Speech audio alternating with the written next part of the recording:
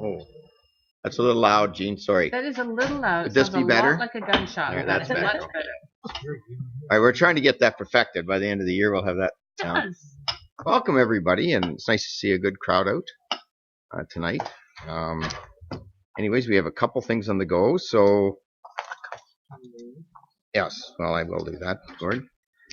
Disclosure any peculiar interest? Any conflicts on anything? Nope. Okay. Moved by Councillor Gutson, second by Deputy Mayor Turton, that the previous minutes of the September 3rd, 2019 council meeting are approved. All in favor? Additional items as disclosed. Has anybody got some additional items? I have one. Yeah. David? Mark? One, Judy? I would just say everybody might have one. Okay, that's good. All right. Moved by Councillor Anderson, seconded by Councillor McKenzie. The Council of Town of Minto convenes in the Committee of Adjustments. All in favor? Okay. That's my first one here, right?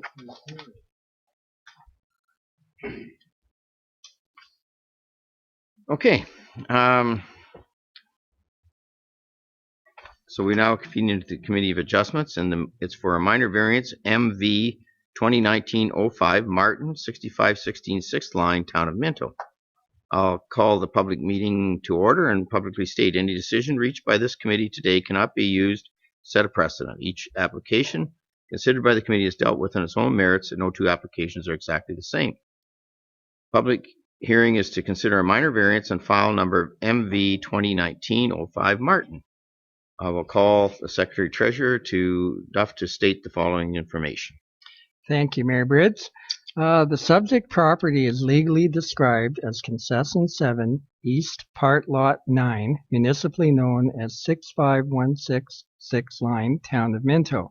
The subject land is approximately 20.23 hectares or 50 acres in size.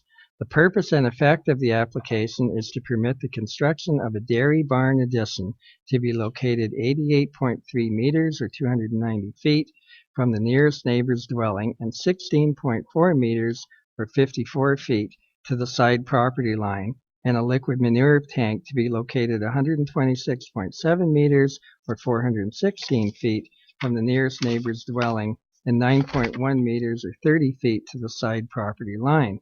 Whereas Section 6.17.2 of the Corporation of the Town of Minto's Comprehensive Zoning Bylaw 0186, as amended, requires a minimum setback of the dairy barn addition of 191 meters or 626.6 feet to the nearest neighbor's dwelling and 19.1 meters or 62.3 feet to the side property line, and a minimum setback to the liquid manure tank of 272 meters or 892.3 feet to the nearest neighbor's dwelling and 27 meters or 88.5 feet to the side property line. Notices were mailed to the property owners within 200 feet or 60 meters of the subject property, as well as the applicable agencies on September the 4th, 2019, posted on the subject property and circulated to staff on the same date, and the following comments were received from the County of Wellington Planning Report and the Town of Minto Building Assistant and the staff report. Both enclosed. Thank you, Gord. And Jessica, do you want to speak to the county plan? Yep. So the application before us today is just for MBS2 relief for the proposed barn and manure tank. The proposed buildings are to be built within the existing farm building cluster and set back from the municipal drain on the property, so we have no concerns with the minor application. Any questions for Jessica? I didn't have any questions. No. Okay. Yeah. Good. Thanks. And Michelle, do you want to speak to the staff, our staff report?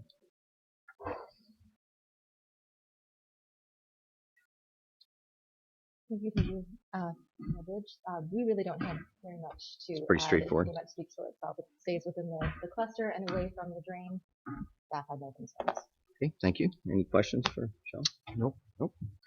Okay, I'll call on the applicant or agent to follow up any comments for the county planner. Have you any comments on what the county and staff, town have? No?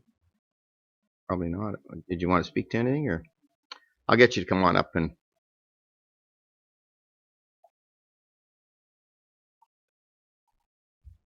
I don't know if I got a lot to say here, but we're proposing this dairy barn and addition to the existing barn for the future of our children, passing on the farms and joining land right around it. It's only 50 acres there, but 200 acres to the south on the other side, and done up in 2 deeds, and 100 acres is going to be joining up with that farm.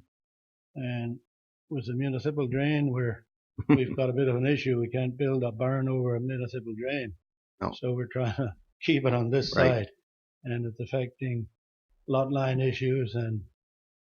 But I had the opportunity to talk to all the joining neighbors, and great neighbors. Yeah. No issues. Good, thank you. Is there anybody want to speak on the application, against the application? No.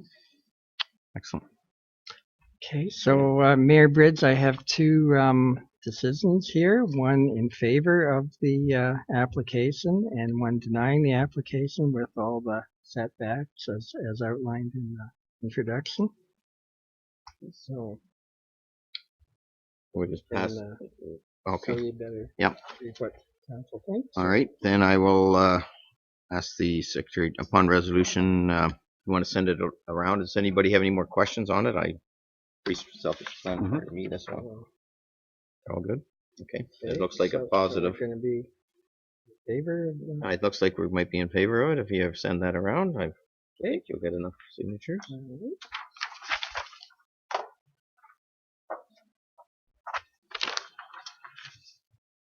I think it's important that it was a nice comment that you made to go around, talk to the neighbors, and make sure everybody's. It's nice to get that feedback, and I hope that the new addition will be well used in the family, Martin, and it's always nice to keep the kids around.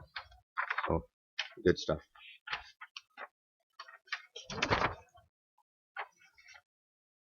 So basically, it's approved, right?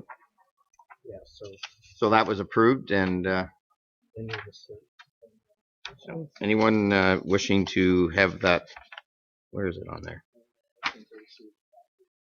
Got that on mine. Oh, the Town of Minto Committee Adjustment approves the application. Anyone wishing a copy can go to sign the request.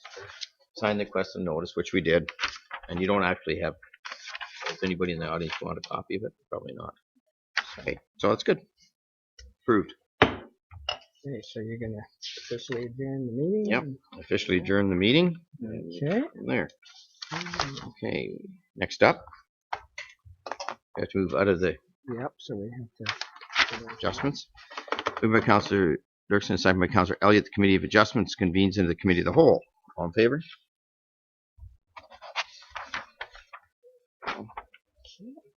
Okay. So,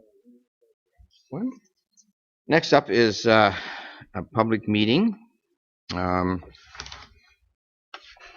is it here? Public meeting is it? Oh, that's one right there. Yeah. Okay. Public meeting for ZBA 2019-09 Bray, Lot 161 Laura Street, South Clifford. I'll act as chair of the public meeting. I'll call the meeting to order and request any members of the public present to please sign the attendance record. I will state the following. If a person or public body does not make oral submissions at the public meeting or make written submissions to the Town of Minto before the bylaw is passed, persons or public body is not entitled to appeal the decision of the Town of Minto to the local planning appeal tribunal, and the persons or public body may not be added as a party to the hearing of the appeal before the tribunal unless in the opinion of the board there's reasonable grounds to do so. I'll ask Acting Clerk Duff to state the municipal address and legal description of the property and the purpose and effect of the application, date notice was sent.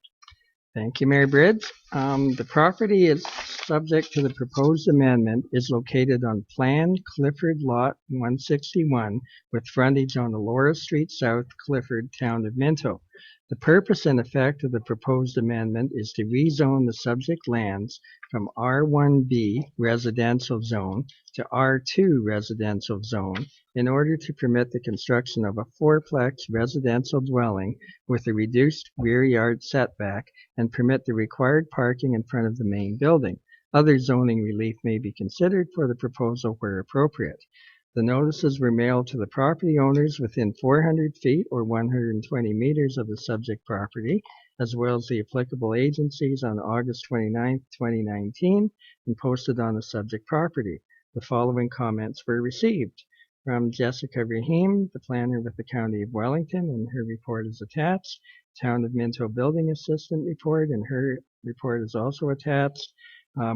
Mike O'Barrell, Environmental Planning Technician, Saugeen Conservation Authority, attached. Jennifer Passy, the Manager of Planning, the Upper Grand District School Board, and her report is attached. And an email from Dan Hurst, the local property owner, and that's attached too. So I will call the county planner to provide comments on this, Jessica. Could you please?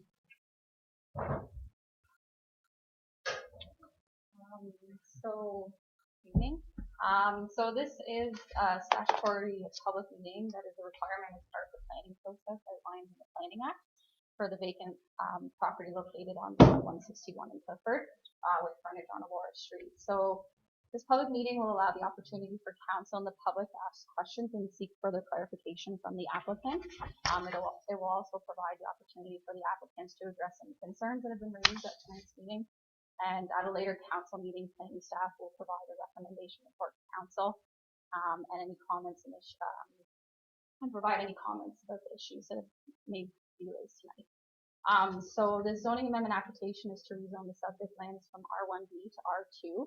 The current zoning on the property permits a single detached dwelling, and the R2 zone permits a range of residential uses from single, semi-duplex, triplex, and fourplex. The applicants are proposing the fourplex on the lot with a reduced rear yard setback and parking to be located in front of the dwelling. Planning staff in our report have identified some initial concerns that have been raised, including the compatibility of the proposed use with the existing surrounding uses. The proposed density on the lot is over the permitted within the county official plan, and the parking for the property being right adjacent to the sidewalk there. So again, we're here just to listen to questions that council and public may have and provide any further clarification on our public meeting report that's been submitted. Any questions for Jessica at the moment? There might be more questions as we go through the process, but any questions right now? Her report? Oh, okay. Thanks, Jessica. And then we will have Michelle. Are you doing this one again?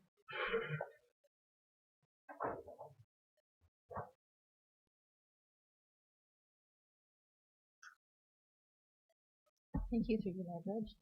As Jessica stated, this is simply going to be a public meeting, but staff did meet to review the application for the proposed number of units. And again, zoning is about what is allowed to be used on demand. And if they want to do anything other than a single family dwelling, then the R2 zoning will be required and will permit a variety, of which staff met and had no concerns or issues. And given the number, should it go through for the 4, then a site plan application will also be required, and any other deficiencies should the zoning will get addressed through a separate public meeting. Right. So our recommendation is to continue with the public meeting and hold an open session. Questions for Michelle? We'll get. You're going to get your chance, and then what we're hoping to do is, so Michelle will be here still, and we can ask any questions related to what they've presented. But no, that's all right. No, that's fine. That's good. So and we did certainly receive, as you noted, and were attached, so Saugeen and Upper Grand District School Board sent letters that are in support of the proposed amendment, as well as some community members did come forward, which we do believe are here to make on their own behalf. Right, that's perfect. Yeah, this is what the public meeting is all about, is to get all that input from our people that are around the dwellings. So thank you, Michelle. But you'll be able to ask questions to both Michelle and Jessica as we go through the process. Okay. So can we have the applicant come up, and is the applicant here? Yes. Welcome. State your name and My name is Lisa Taylor. My husband, Jordan Taylor, is one of the owners of the property in question. Mhm. I live here in Wellington County. I'm a school teacher. I'm a wife, mother, and I have a daughter. My elderly mother also lives up in northern Wellington County, and I know the area well and care deeply about its residents. We are here tonight to ask for a zoning change from residential to multi-residential. We live in this community. 2/3 of our company live on Ann Street in houses that our company built. We use local electricians, framers, bricklayers, drywallers, and laborers, and all of our material is purchased locally. We are designing this build with the aging population in mind. A single-story, 2-bedroom home with no stairs, wider doorways, curbless showers, and flush threshold doors. Our units will be wheelchair accessible and navigable by the elderly or individuals with low mobility.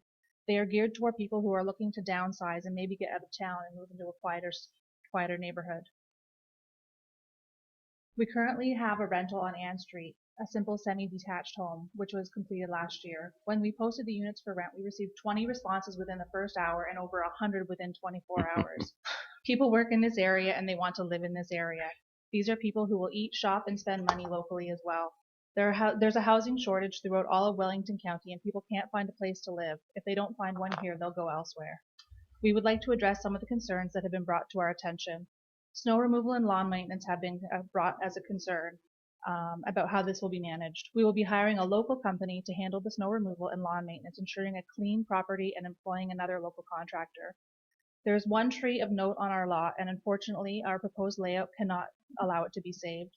We will do our best to build green, but some things are beyond our control. Our design has allocated green space, and we will plant 2 trees for every tree we are forced to remove. We've been asked why we don't build a duplex or a triplex instead. We could build a single-family home and have 2 adults and 4 teenagers living there. We could also build a 4-plex and have 4 people total. Units don't necessarily dictate the population density. Our intention is not to cram these units full to the gills with tenants. We are looking at 1, possibly 2 individuals per unit, no more. Traffic is always a concern, especially in a small, quiet town. Our build would allow a maximum of 6 parking spots, 4 for residents and 2 for guests. This is a fraction of the cars that come and go from Gemstones on a daily basis. This doesn't seem to be an issue. Property values won't be negatively affected in our build. Our research indicates that there is no market value downside if you are building a similar cost structure. Brand new builds can actually increase adjacent property values in some cases. Lastly, my father passed away almost 2 years ago, leaving my mother in a 5-bedroom house to maintain by herself. Having never been alone, this has become an overwhelming task for her. My husband and I have taken a lot of time to maintain the house for her. We have looked for a suitable rental for her in the area to no avail. This is the type of unit that we're planning. We want to accommodate those who can no longer manage a large property and home, but still have the capacity to live independently. We thank you for your time and consideration. any questions for the applicant?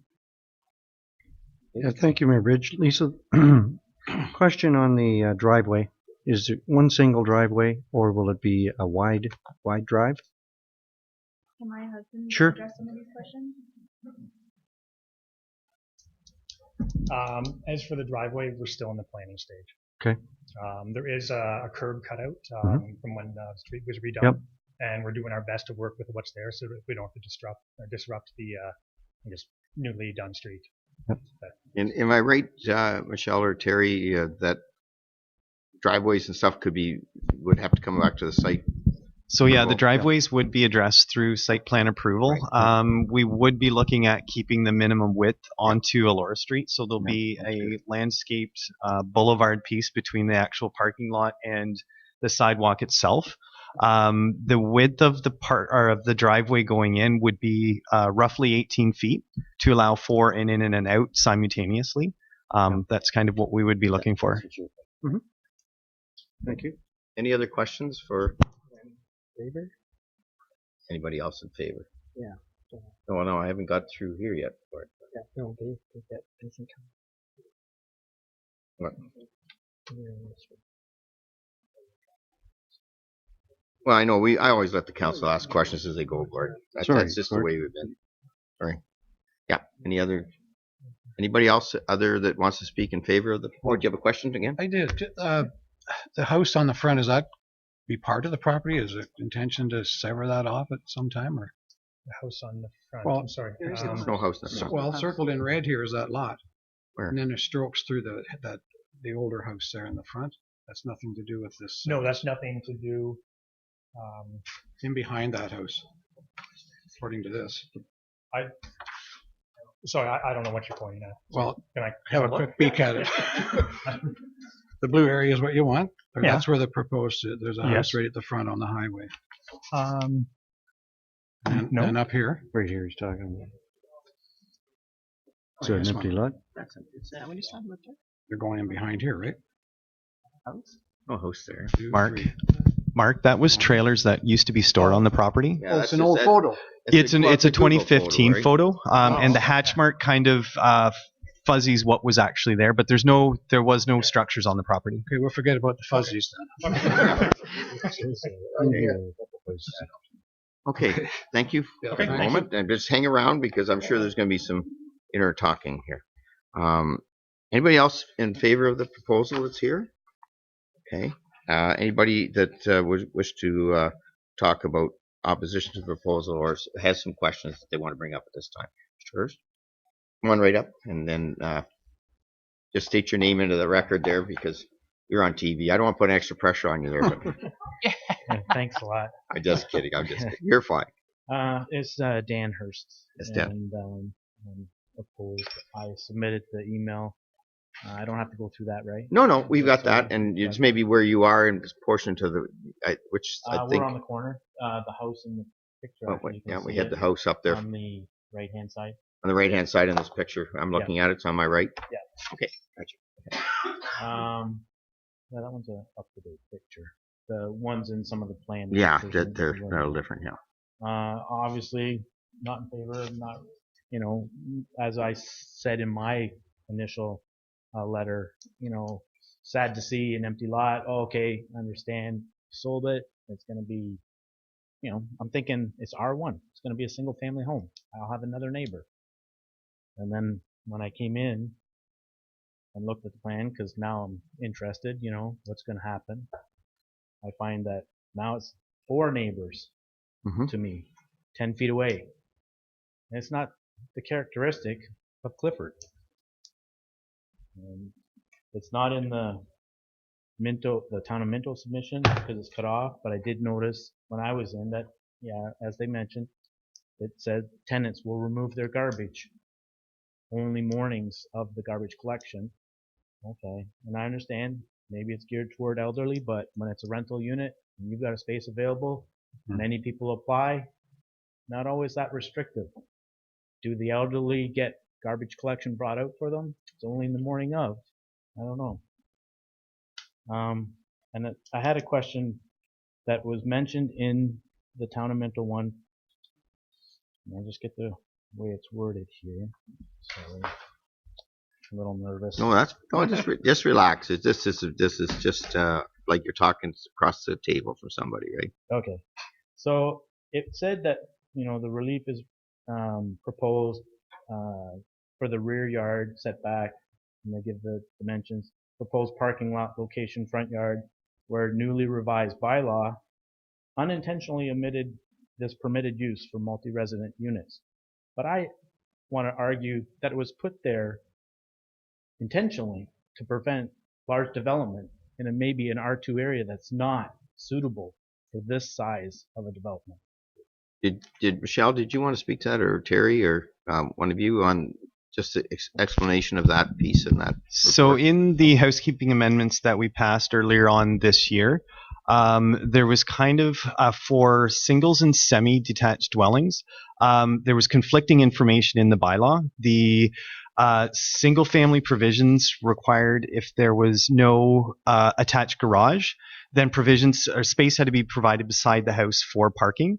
But then this other section of the bylaw permitted parking in front. So there's 2 different things going on for the same type of development. So in discussion with the planners, we looked at eliminating that confusion. So we removed that provision out of the bylaw, but inadvertently that also removed it from any multi-res development, which was permitted before. So it was, we were trying to fix a problem, and in cases like this, it is causing a problem.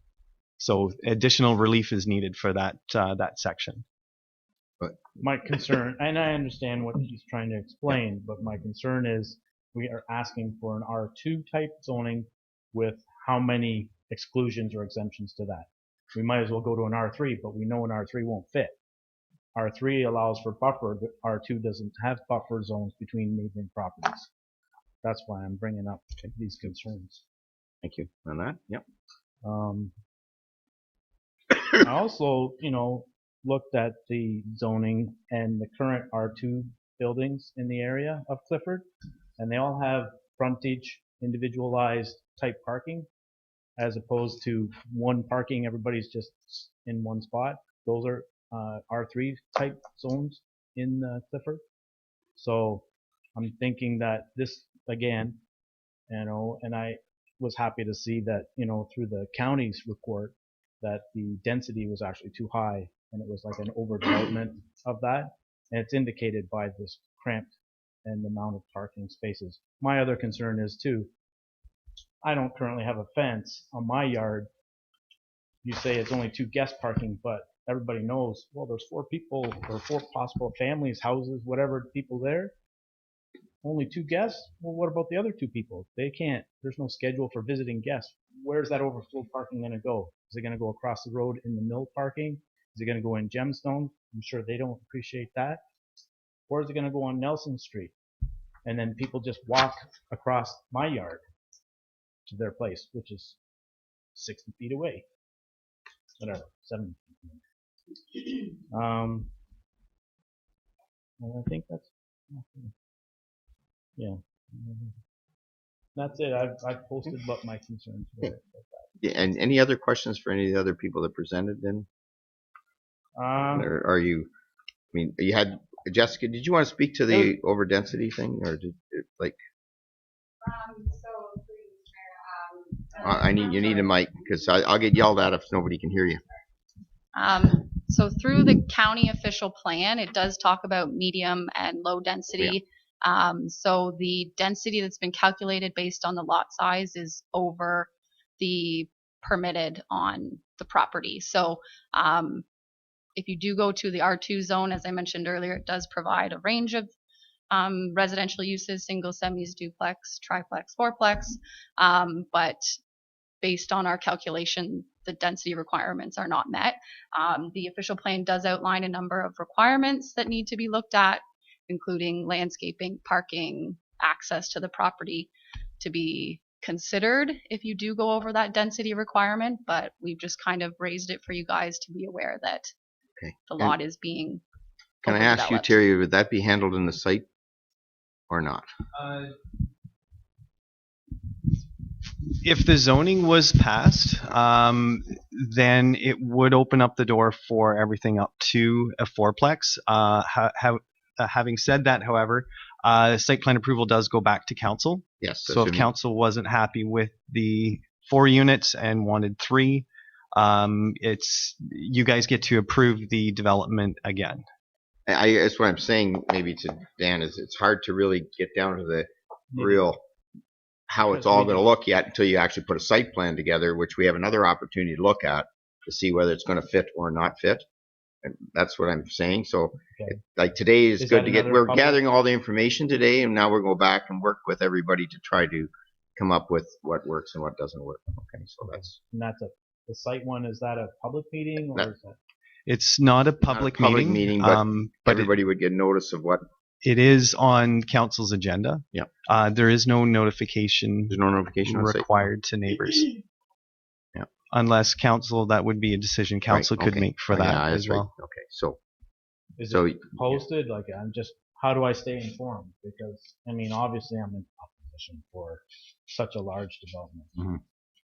Staff could be directed by council to let people who have concerns or who have attended the meeting for this meeting. We could, if council chooses, we could notify. I would think this council is pretty good about that. Mm-hmm. Probably would say to keep you informed. We're not going to try to hide anything. If everybody can come up with something that works, and bring it back and show you, like, and whoever else wants to look at it. Fair enough. Fair Okay. enough. All right. Well, and this is tonight. We're just getting all this right. information, right? Okay.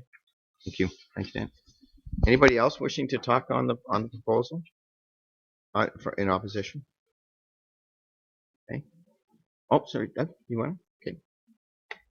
You have to state your name and everything for the Doug Botch, public. Yeah. And I have the house. My wife and I have the house on the other side. I thought you did. Yeah. Okay. On the one that we're seeking to fix up eventually. Well, it's getting there. But anyway, I would have to admit with Dan that when I received, it was actually Ben that called me and told me about it. And I was truthfully horrified by the idea that that would happen.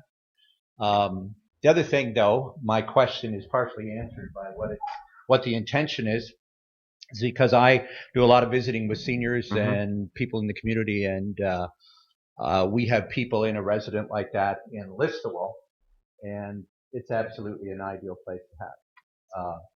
I just would think it's not particularly the ideal place on Main Street. I don't think it goes with single dwelling houses on Main Street.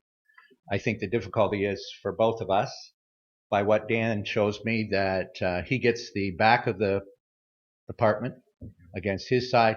We get the green space and the walkway, which, it makes it difficult, I think, for us. It crams it.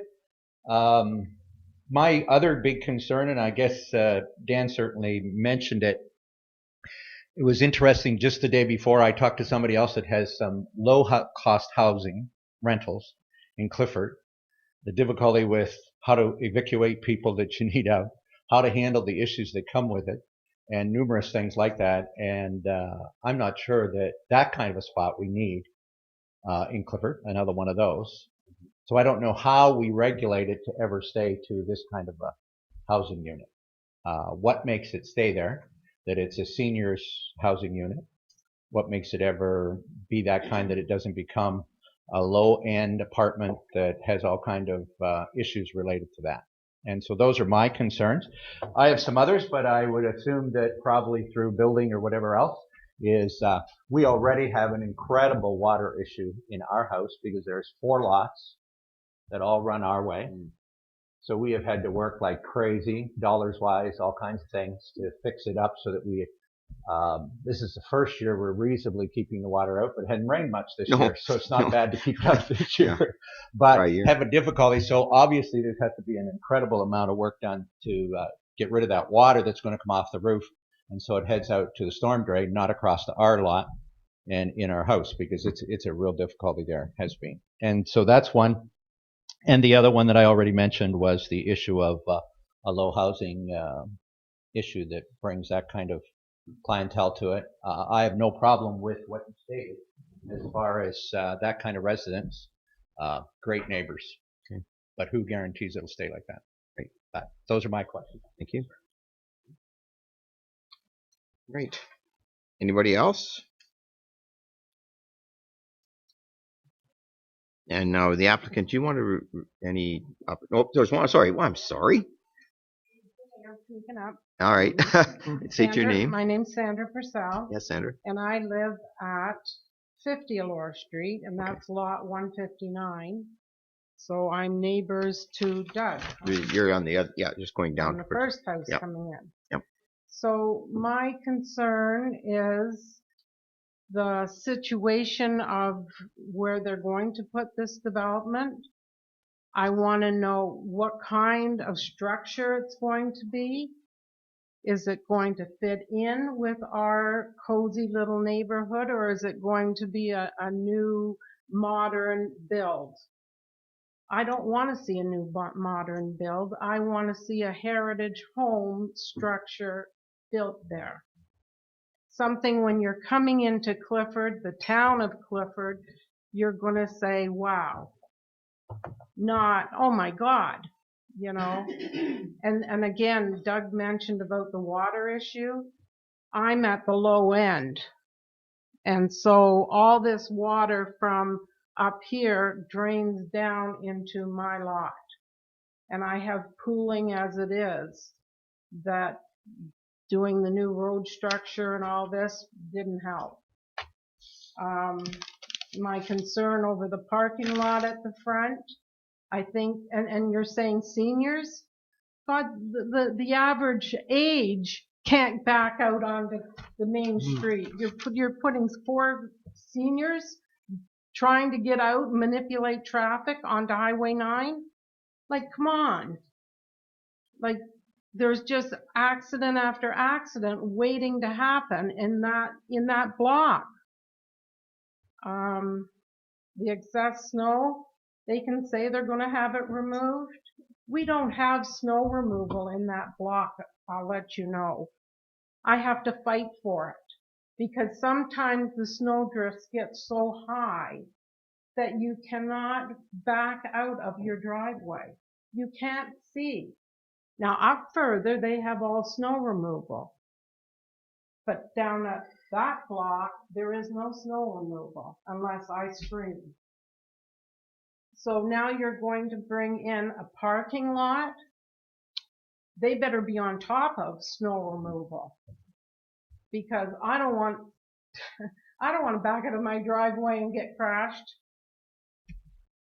It's been a quiet neighborhood and I can't see adding any more people. And they're saying 1 to a unit. I can't see that. It's going to be 2, if not more. If it's a 2, I don't know. Is it 2 bedrooms? And the cars, like Dan said, 2 visitors parking, that's not enough. You got 4 units, you're going to at least need 4 visitors parking, at least. And as a view coming into our village, our once homey looking town in a country setting will now look trashy as far as I'm concerned. I believe that this building will cause detriment to the public good and the neighboring residential community. And that's my opinion. Thank you. And the snow removal, we got it done last year at the end. At the end. Yes, well, but we'll make sure it started this year. I don't think we're having snow this year, I'm hoping.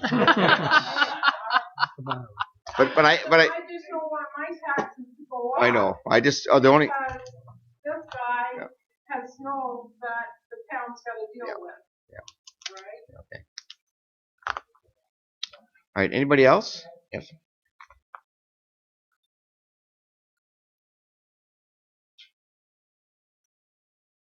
Hello, my name's Joan Hendershot, and I moved to Clifford just under a year ago. And if you'd said to me just under a year ago, I'd be standing here at a town council meeting.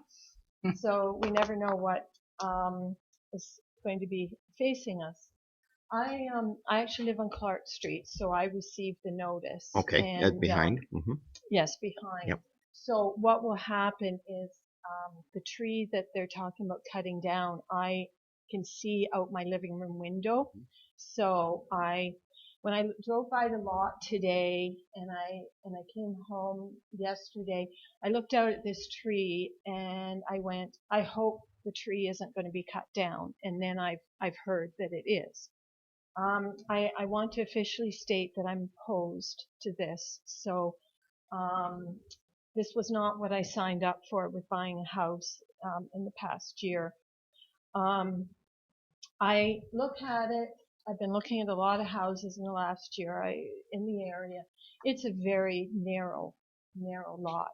I don't know about construction about it, but I agree with what everyone said that it wasn't what I signed up for when I bought the house in the last year. I feel I'm in agreement with what everyone said and some of the things I hadn't even thought about.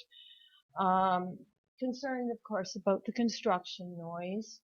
I feel that a building of that size is going to take longer to build than a single detached house. So again, no matter what is built there, I'm going to be dealing with construction noise at some point, and I didn't know about this, but again, a neighbor does a roof, they're renovating the house down the street.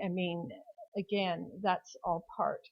I think the other part that everyone has said about rental, I think we've all encountered situations where it was mentioned that it could be a single detached dwelling with family, and they could be the quietest family, with the children, or they could be the noisiest. The same with seniors. I've lived beside seniors that have blasted stereo of music because they're either hard of hearing or they're home all the time. So I don't think you can stereotype to say that necessarily seniors are, I mean, I'm just saying that people are noisy and quiet of all different type of households. So I don't agree with that argument that it's necessarily going to be more quiet with the proposal that they have. I think, as you say, any time, I mean, I am concerned. I mean, obviously, I came to Clifford to start a life. I've started working here. I want to settle, and I feel that this is a disruption of, again, what I was not bargaining for. So I think that that's, again, I haven't got the longevity to live here, but I will feel very sad if this does happen. And again, I will feel very sad to see that tree come down. It's actually a beautiful lot, but very, very narrow, as you can see, and it's not really conducive for the type of structure that they're talking about, in my opinion. So again, I just want to officially state that I am opposed to this. Thank you. Okay. If the applicant want to talk to any of the issues that were brought forward, so we have an opportunity to talk to them. Thank you. Yeah, I'd just like to address some of the issues that were brought up. Firstly, parking. Terry, you can speak to this, but I believe the Clifford bylaws on this type of build call for 1.5 spots per unit. So I mean, 6 spots puts us right on the I guess the bylaws established by Clifford. It doesn't really call for any more, so we've made 6 work with our design. Something that everyone, I think everyone has brought up is, I guess, the affordable housing issue. As one of the owners and one of the builders, I can say that we're not building affordable housing units. We know what our build cost is, and from our previous rental, we know what people are willing to pay for rent. Affordable housing isn't in our design. We build nice mid-range homes, and there's demand for those types of homes. So as business owners, it's not to our advantage to sort of go with the low income, the affordable housing route. So these won't be rented to, I guess, what everyone is afraid of. It'll be, good like working class people, just like ourselves. So someone addressed the modern build. I mean, we're early here. We have a designer working on design, and it's something that once we move forward, we're more than willing to bring our design out. We're not from downtown Toronto. We don't build modern, funky LA type buildings. We build your standard, brick and siding. Our last one was sort of a cottagey look, and that's sort of what we target. Everyone in the company, we all grew up in small towns. We all like the small town appeal, and that's kind of what we try and stick to. Water issues. Water issues on our lot will be handled through, with our submission, there'll be a full grading plan. I think it's safe to say that, I shouldn't say it. Our lot could go to helping the water issues, because we will have a properly done engineered grading plan. A lot of the older homes in the area, they'd be lacking a lot of those, the proper grading plans that allow for the pooling, water sort of making its way onto the neighboring lots. With our engineered grading plan, ideally, water heads straight out to the street, basically where it should be going. Snow removal was mentioned. Snow removal is not up to Clifford on our lot. Snow removal will be hiring an independent contractor whose job will be to come to our lot, clear the sidewalks, and because we don't have storage, basically haul the snow away.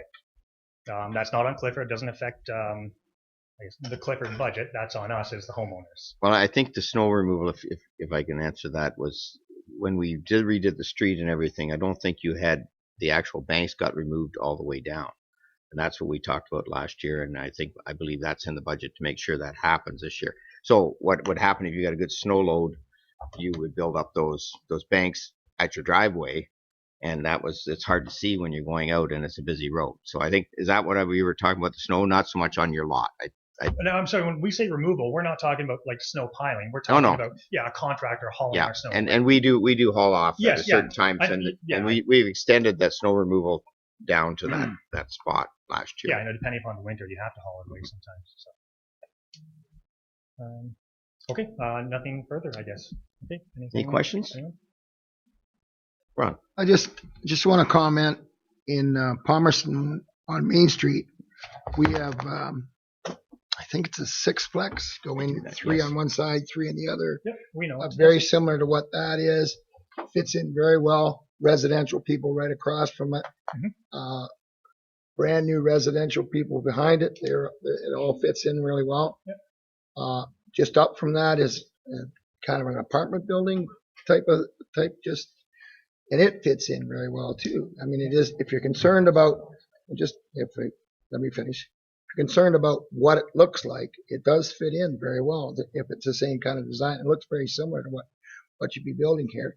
We also have one over, a large one, right in front of our park in Palmerston, across from the post office. There's 2 there. And as far as aesthetics, it fits again, looks very nice. And and we also have 2 more down at the other part of our park. And we certainly wouldn't have put those in or allowed those to be in if it was going to ruin the look of our community. And it doesn't at all. As a matter of fact, it fits in very well. And as far as tenants, I've never heard a complaint about any of those housing. And they were built for that purpose. Other snow removal and such like, the same as what you're planning on doing. So, and anything that I've ever seen in this kind of a build has just been just fine. So, as far as aesthetics, I don't think you have to worry about that. Yeah, we're familiar with the Palmerston builds. We took a drive out because they have quite a few comparable units. Yeah, we took a look around town. What, George? Yep. No, it's fine. That's good. No, there's a question Oh from the yeah. audience. Yes. Couple. Some of them are from behind, right beside. The 2 of them are the one for sure is right beside a house, right on the corner. So yes, it would be right on the edge of their lot. And the house I'm talking about is an older house, so it's not like it's an old brick house. So, In Palmerston, it's happened both ways. I can name probably about 6 developments that are similar to this, that are 10 feet away from the adjacent property. And it's either to the side, as in your guys' cases, or the patios, which would be the rears of these, face the other people's backyards. So I've seen it in both cases. The side is different than the back.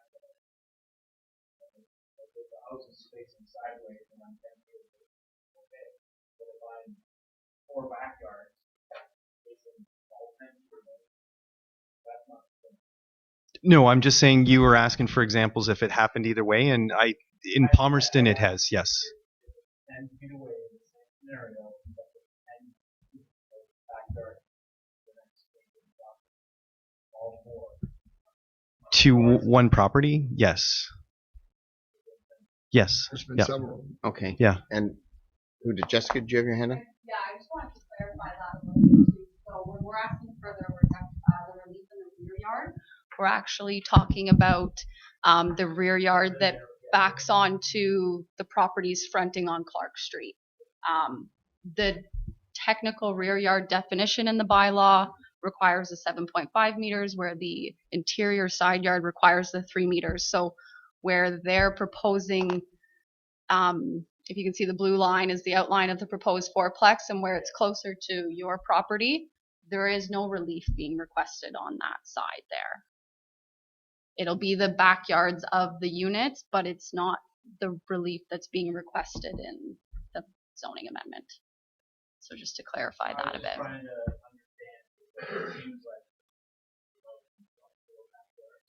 Yeah, So that's where Terry's coming from, where we have seen units in Palmerston where their interior side yard, based on the definitions in the zoning bylaws, the 3 meters, but the way they situate the buildings, it does become the backyard. So they have been allowed in other examples. But my theory here is the issue at hand, we're talking Clifford. There is no other structure like this on Main Street as there is in Palmerston. In Palmerston, there are many, and it's been developed over years. They've torn down old houses to put these apartments in. We don't want that in Clifford. We want a single family home that fits in with the community. Yeah, I don't think they tore down any houses. Ron? Over the years. Well, they might have. I don't want to get into this. Today was to get everybody's. Yeah. Yeah, and I'd just like to state, and I've been sitting on a lot of.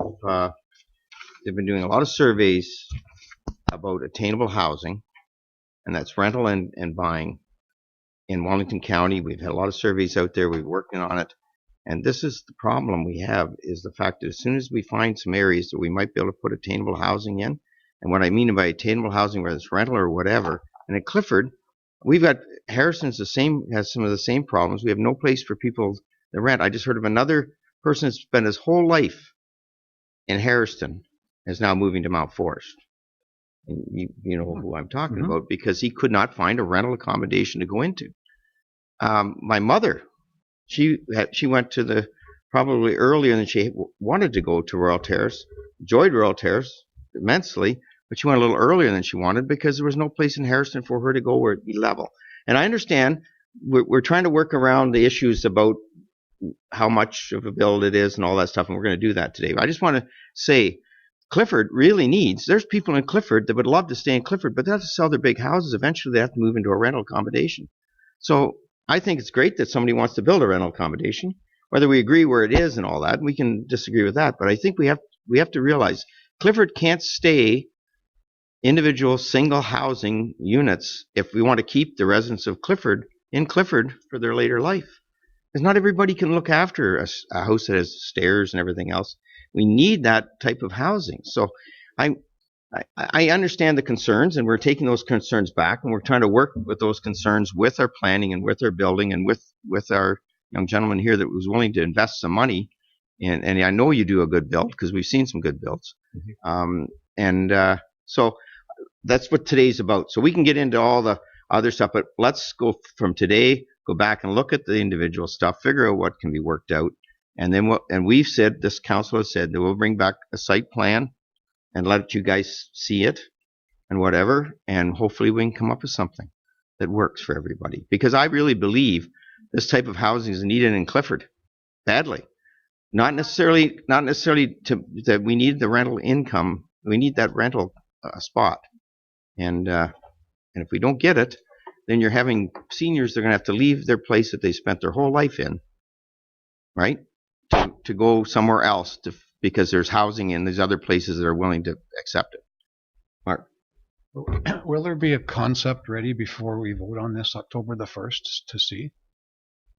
Well, I don't know, but this is just an open meeting today. There's no October the 1st, there's no bylaw or anything today. I understand that, but it says October the 1st. We're going to revisit it and then there's possibly pass a bylaw. Will we get a chance to see a site, like a concept of what you're building there before that meeting? It doesn't.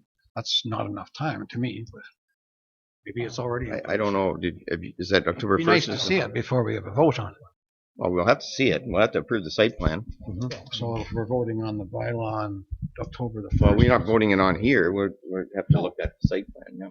Right, but that's a short time away. It's only like 2 weeks. Well, I know, but I think they've already been developing plans. We have a designer working on plans Yeah. at this stage, yes. Yeah.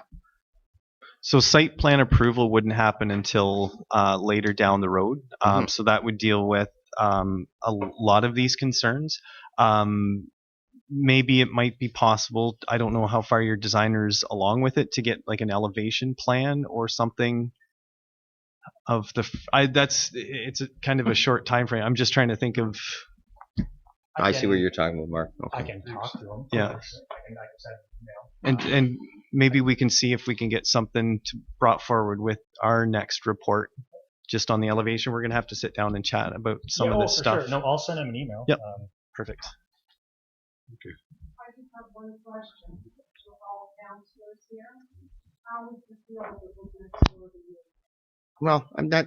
That's a yeah. I have them living across the street from me, and they're just fine. No, right across the street. Next door. That's next door.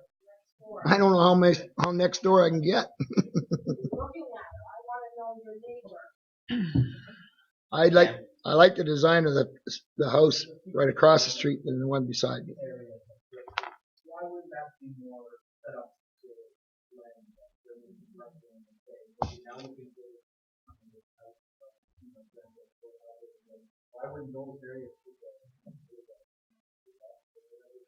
Well, I'm assuming that this gentleman has bought this property. So, this is what we're dealing with on today. I mean, I'd love to see more, but there's not a lot of people stepping up to the plate to build rental. I can tell you that right now. And it's unfortunate because we're going to run out of rental space. We don't have rental space. We even have situations now where people are making Airbnbs out of their rentals because it's a lot easier. They can make money for 10 days what they could do for renting a month. That doesn't help our people out there that need rental accommodations. So, I mean, it's saying I've been living in this world of trying to come up with how do we get attainable housing out there, and we're not getting too far. Well, when I say attainable, I mean right now there's no rental supply. Did you not mention there was you put your thing up? There's 20. Yeah, I mean that. Yeah. Well, that's what'll have to be decided on. Yeah. Fair enough. And just Dean? If I could just comment, when David and I were out campaigning, there are some new developments, and I'm a huge advocate of this sort of housing. There is nowhere for people to rent, like nowhere, whether they're young or old. There's nowhere safe for seniors, and perhaps it's because I'm getting closer to being a senior, but stairs become an issue for most of us as we get older, and you need low-level housing.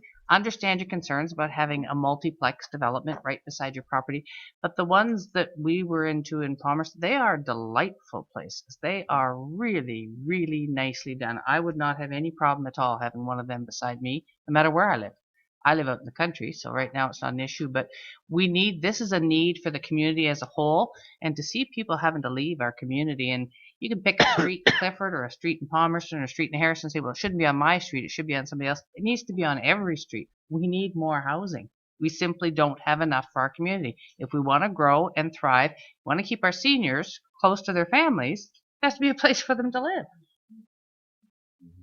Anyways, any other? Thank you.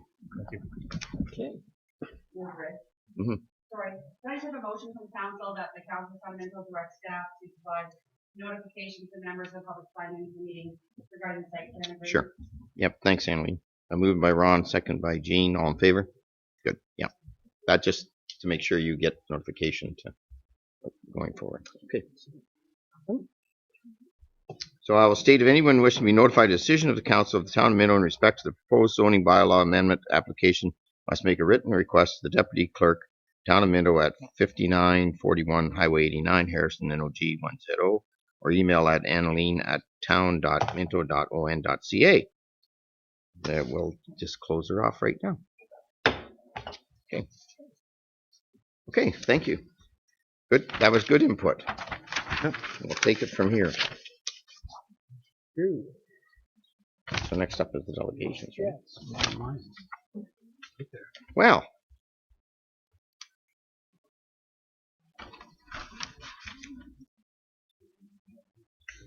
Let everybody get a chance to move out of them that don't want to stay. I would stay for this because this is very important. You don't need to park that at time. Like your neighbor. I just want to put it. Collecting information. Anyways. Well, thanks. It just took a little longer than we thought, but this is what happens. And when I looked at this schedule, I said we should be pretty good, but that's fine. Anyways, our local historian who is a sort of a Drew resident, informed me, and that's our Councillor Mackenzie here, informed me that the Drew Ballpark was built in 1932. And it was and if I got this right, was it Gil Martin? Gil Martin's don't, yeah, for a buck, they turned it for a over buck.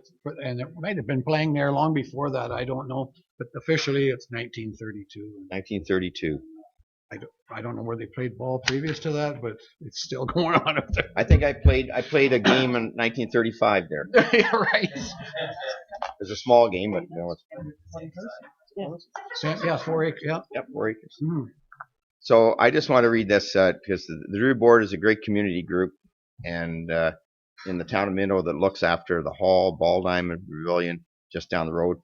You're one of the initial when we've got other groups have come on since to do this thing that the Drew's been doing for many, many years. That we work with us, and you kind of run the operation. We kind of help you out where we can, but basically it's your baby out there, and you've done a great job. And they fundraise to enhance these facilities, and just recently accomplishing including the ball diamond lighting, the upgrades, and the beautiful new pavilion. And they host many events and run quite a few on their own. And I always like to see what's on the sign when I go out there, because I go to Clifford a lot, and I always go right by there. What's up? Now, and one of these days I'm going to get to one of the euchres. But it's always on a day I can't come. But I love euchre. My wife hates euchre, but that's all right. Maybe you can find me a partner. Oh, good. She can't remember what Trump is, all the time. And it drives me. Any examples of the new snow volleyball tournament, card parties, and famous annual pork chop barbecue? Proceeds are donated back into the community. And we're just so glad tonight to see you come out. And Mark had mentioned this after you'd done the stuff on the ball diamonds. It probably should have been done many, many years ago. But and not to mention that most people around here get to go to I call it the most lively all candidates meeting. It's the Drew meeting ever, always, and good cookies. And yeah, so we're glad to be able to come here tonight. And maybe if you would come up, and maybe the council, we all get a picture of the council and everybody, and we'll give you a little certificate. We spent a lot of money on this certificate, and then maybe. Where do you want us, out there? I think out front, if we can, and we can get everybody in. Let's everybody get out here. You were what? Because the whole council really appreciates all your hard work and dedication. I gotta go get makeup. Carrie Lynn. I just never did this one. Never did this one. I said it should have been done years ago. I never said that at all. Oh my God. Where's he getting on? I don't. You can tell him. I'm gonna pay Bell's rope too.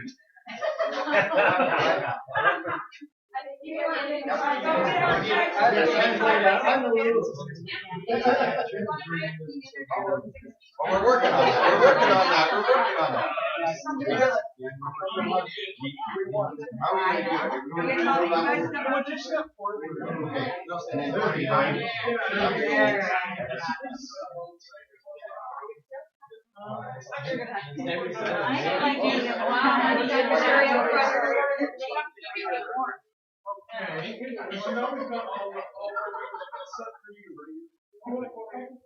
And just right here. Yeah, perfect. Okay, now we'll stagger you guys. Be careful. A little bit. Okay. That's okay. No, get up on the table. Yeah, get up on the table. Okay. I said you just stop for a minute. Just everybody now just spread a little bit. I know I appreciate it. Oh, no.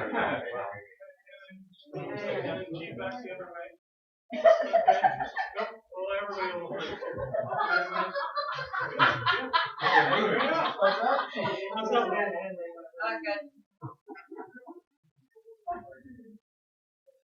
All right. Wait. One more. Sorry, advanced camera.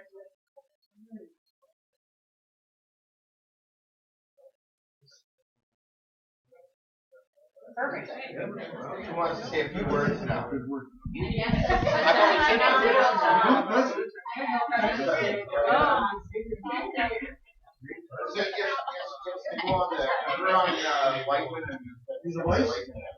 Oh, this is great. Okay. Should have told Joel that we're building a fourplex. Awesome. in the Thank building. you. So my name's Nicole Heimers, and Greg had to slip out there early because our daughter plays hockey tonight. Yeah. So I am the new president of Drew Community Committee, and thanks to Brian Darrow. I think he had that one planned for about a year, and it all happened very fast. I wasn't even on the committee, and I was voted in as president. So Good recruiting. This committee, Greg and I have been in Drew for 4 years, and we have never felt more welcomed and just family-oriented community as Drew. Everything we do together. And what Drew stands for is being there for families and generations to come. So when I came on board as president, it was about, I think 3 days later, we had our first official meeting to overhaul the pavilion. And I said to the guys, well, you're probably not going to like me because I think we should tear it down and do it right.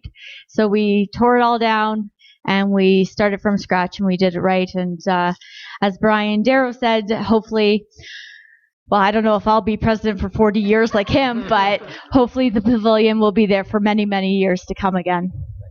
Thank you. Thank you. And again, thank you very much. Thanks for coming tonight. I know you had to come out, but we appreciate it. We wanted to make sure that the town saw the great work that you do. Okay, thank you. Thanks, Rich. You don't have to say. Well, you should. Unless you want to. Come on. I want to say so that. I'd like to say, I didn't mean to put him up. Dave, I don't want to lose the audience, but Nicole, who's down the road from me, took my mailbox. I forgot about David's. I didn't mean to do that. Took his audience. David's up next. It's the audience way. Well, we're his audience, right? Take care. Night. Night. Welcome, Dave. They cleared the room. They did say they're going to watch this on TV. Sure they are. Yeah, the presentation. This is Like They get Whiteman out there, or they probably don't get Whiteman. No, but you can look at it on YouTube. Yeah, YouTube. We got a YouTube. You put me in a bad spot. Oh, Marky. Come on, Marky. So thanks again for giving me an opportunity to address council again, Mayor Bridge and Council. Give me a few updates on what's happening around the county. Neat thing about this presentation tonight is that a lot of the reports you're seeing tonight, the county council hasn't even seen because we had our committee meetings just last week. So what you're seeing is... Oh, is it? Oh, you're doing the report from this month? Yeah. This is Ooh, now. ooh. And one thing, Clever. I looked at this though, and there's no motions being made. Okay. It's just information. I don't want you to get in trouble. Yeah. Well, I can take on trouble. That adds a little spice to life, a little bit of trouble. We can do that. But anyway, so again, thank you again for this. And one of the things I'd like to try to keep it short, and then I'll open it for questions after. I hope everybody, first of all, what comes up on the agenda is the Green Legacy Program, and a lot of people know about the Green Legacy Program. I had an opportunity last month to the Welly Watch. One thing about it, Campbell Court, is getting a lot of the people that represent North Wellington to have a talk in the Welly Watch. And Mayor Bridge, I think you've had your opportunity. And then what I'd like to do is I brought up about the Green Legacy Program and how successful it's been, and how it's continuing to be a great success in our county and supporting trees and growth. One of the things that happened about a year and a half ago, there was a group come up from London who's known as the Treed City. And they took a look at the Green Legacy Program. They want to do a very similar sister program in London. They were so impressed about how it's been established and how it's working and how it's supplying trees for the area. They want to do a carbon copy of that. So that's one of the things that the Green Legacy Program does and continues to do. One of the things that, Mayor Bridge and I had a little talk about in a little coffee shop about, what the town is doing for your flood maintenance, and taking the trees down around the Maitland River to increase your flow, in flood areas. And you're getting a little bit of resistance from people seeing that trees are being taken down. But if you look over the years that like Green Legacy have been donating trees to the town of Minto, probably over the last 10, 15 years, you've had almost 60,000 trees planted. So if you look at that, we're still heading away forward on the green legacy program and planting trees. One of the neat things in the the document, and I just wanted to bring that up, the interesting facts about the Green Legacy program. Not a lot of people know that the white pine is the Ontario provincial's tree. I had somebody come up to me and talk to me at the county golf tournament about that. They were really impressed about that. And the final thoughts that every tree that is planted today is a gift for our next generation. And I think those are great comments and moving forward. If you ever get a chance to go into the interior of the Green Neck Swamp, there's some still white pines from when all our settlers came. They couldn't get them out because of the swamps. So they've still got some old stand white pines in the middle of that Green Neck. So if you're coming from Walkerton to Kincardine, there's a section in there that you look back, you see all these trees. There's no roads through it because it's got boggy and swampy, but there's a big set white pine in there. They had harvested all the white pine except for that. They couldn't get to. So anyway, moving forward, we will be supported well by the Green Legacy program for generation to generation, the way it's being set up. Also, give you an opportunity. I gave you the full report of the OPP report, and that's the whole summer report. One of the things that I want to touch on before I get into that, we had a presentation from the Crime Stoppers program in Wellington County, which is still a very successful venture that the Crime Stoppers are offering. The program coordinator is Saren Browers Peter, who is doing a great job. She gave an explanation to us since it's initiated in 1988, and at that time they were only getting about 40 tips per month across the county. And this looks after not only the county of Wellington but also the city of Guelph. Up to 2019 now, it's almost up to 100 tips per month. And in perspective, if you look at the city of Toronto, Toronto's not even getting 100 tips per month. So the county of Wellington and the Crime Stoppers is doing immense things on that. And some of the stats that they show, basically, in that 30-year period, rewards paid out was $170,000 and $140.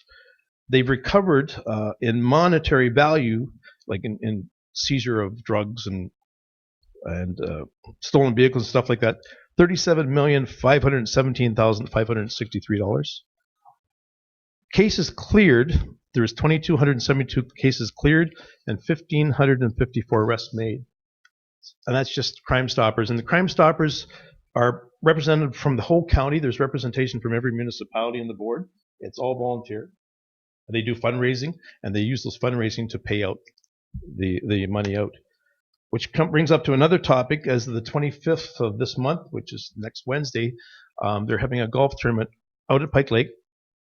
And basically it's being sponsored by the River Classic Golf Tournament. The funding is going, Crime Stoppers is going to be one of the recipients, also Big Brothers and Big Sisters of North Wellington, and Get in Touch with Hutch is also going to be a beneficiary to that golf tournament. I even heard on the news that they've extended the accepting teams up to Friday, so that it's not full yet. So if anybody has an opportunity to golf next Wednesday. Well, I think we have one team for sure. One team for sure. Are you golfing in it? I don't know. I've just got wind that my daughter-in-law may be having a baby, maybe that Monday, same day Tuesday or Wednesday-ish. What are you going to do? Well, it looks like we've got. I'm going to help Jean. I think we've got. I think I got that under control. I think we've got two teams going in now. Looks like your goal. Perfect. Excellent. So we have one spot open and for one thing.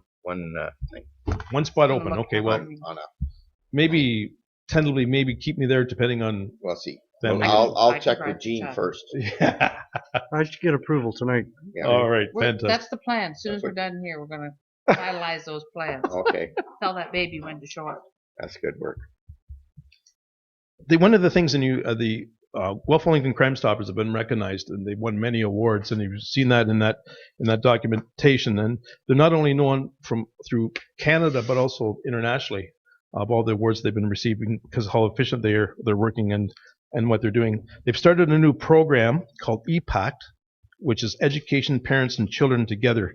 What they do is they go out to different functions, schools, and anybody that wants to book them, and they talk about cyber safety and human trafficking. And whether you like it or not, we do have human trafficking in the county of Wellington, and I will talk a little bit about that in my police report from the inspector. But to be aware of what's happening is, the more you're aware of things, the more you're better to prepare for things. So to the inspector's report, again, there was a lot of information. They basically, the calls for service over the whole 3 months in the summer, it's on a steady increase. It's basically 7 to 10% increase for almost for every month coming up. And a lot of that is attributed to more people moving into our area. Our population isn't growing. And they're trying to their best to deal with it. The biggest thing are crimes against people and property are also an increase. And unfortunately, if you look in your charts, it's broken down from Wellington North to Center Wellington to Pustlage. We're seeing the biggest increases in North Wellington compared to the Center Wellington and Southern Wellington and Pustlage area. So, being quite aware of that, they're looking at that. They have one of the things that's working well for the county is the ALPR, and that's the automated license plate reader system. In the month of June, they had 164 charges. This is the system that will run your plate number through, and they know whether you have insurance, whether your license is suspended, whether you are the vehicle stolen. There's a lot of things they can do that they can pre-check vehicles before they actually have them pulled over. July there was 82 charges. August there was 12, and I guess the biggest weekend they had from June 28th to July 1st, they had there was 204 charges just for the long weekend in July, and a lot of those charges came from that plate reading system. So it's out there, it's doing its job, and we actually, what the County of Wellington does is it's a very expensive vehicle. This unit costs like $440,000.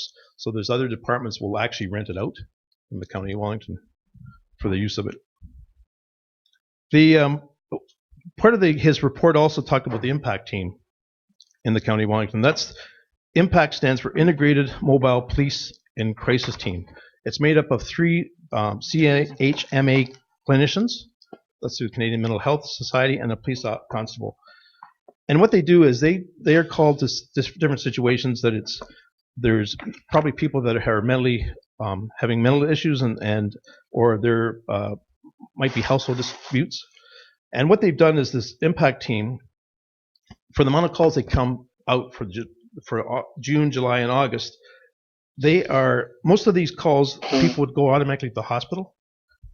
What they can do is they can diffuse a lot of the situations right in place, and they're diverting about 70% of those calls away from the hospital. So it's taken a lot of the pressure away from the hospital, and they're dealing with it in-house, and that's a great program that's in place, and it's being very well used. One of the things that I read, and this was on what they have in all the high schools in Wellington County, they have basically a resource officer in every high school, and just helps for different things that are happening in the schools, whether even students need to talk to an officer about anything. In Erin District High School, what they did was they had a student that was involved or was a victim of human trafficking. And when I talked about the Crime Stopper issue, it's out there. And what they were able to do is they were able to get help to this young student and get her out of the system. And it's not there, it's not in large numbers, but it's there. And we're trying to prevent it from coming further into our community and get it resolved before it hits. So that's one of the things that it's disturbing, but it's there. So we have to be aware of it. August 6th, there was a big major crime unit, and it was a bust on the amount of, there was about 50 long rifles and 2 handguns that were actually found in the township of Minto. And it took over 3 warrants to find that, and there was a tip from Crime Stoppers to assist on that. So again, it's in our community, it's being looked after. It's great to see them get a lot of those stolen guns off the street, and they keep working on that. One of the issues the inspector brought up to the 911 calls are a huge increase, and it's incredible. They've had over 600 911 calls more this year up to this point than all of last year, and a lot of it is like these cell phones with pocket dialing. And some cell phones you just hit a button and it goes 911 automatically. So what they're doing is they're doing a media release to try to talk to people, convince people how to use your phones properly, and not to be dialing the 911 just automatic. I think when there was a lot of situations where you're missing children in Ontario where you get your Ontario alarm alerts. People were calling 911 saying they had issues with their phones going off all the time, and it's just So through social media, they're trying to get a better handle on that. So that is my report for that. I just wanted to touch quickly on the social services, the early years report. We have a program that's being initiated in the County of Wellington, and this is initiated by actually the Board of Education, and it's an Indigenous community. They're establishing consultations on establishing an early years program for Indigenous people in our County of Wellington. The interesting thing I wanted to give you was it has a breakdown of the percentage of people in each municipality in the County of Wellington. I wasn't aware of that. So those are sort of the numbers. So in Minto, there's 125 Aboriginal identified population in the town of Minto, which is only 1.29%.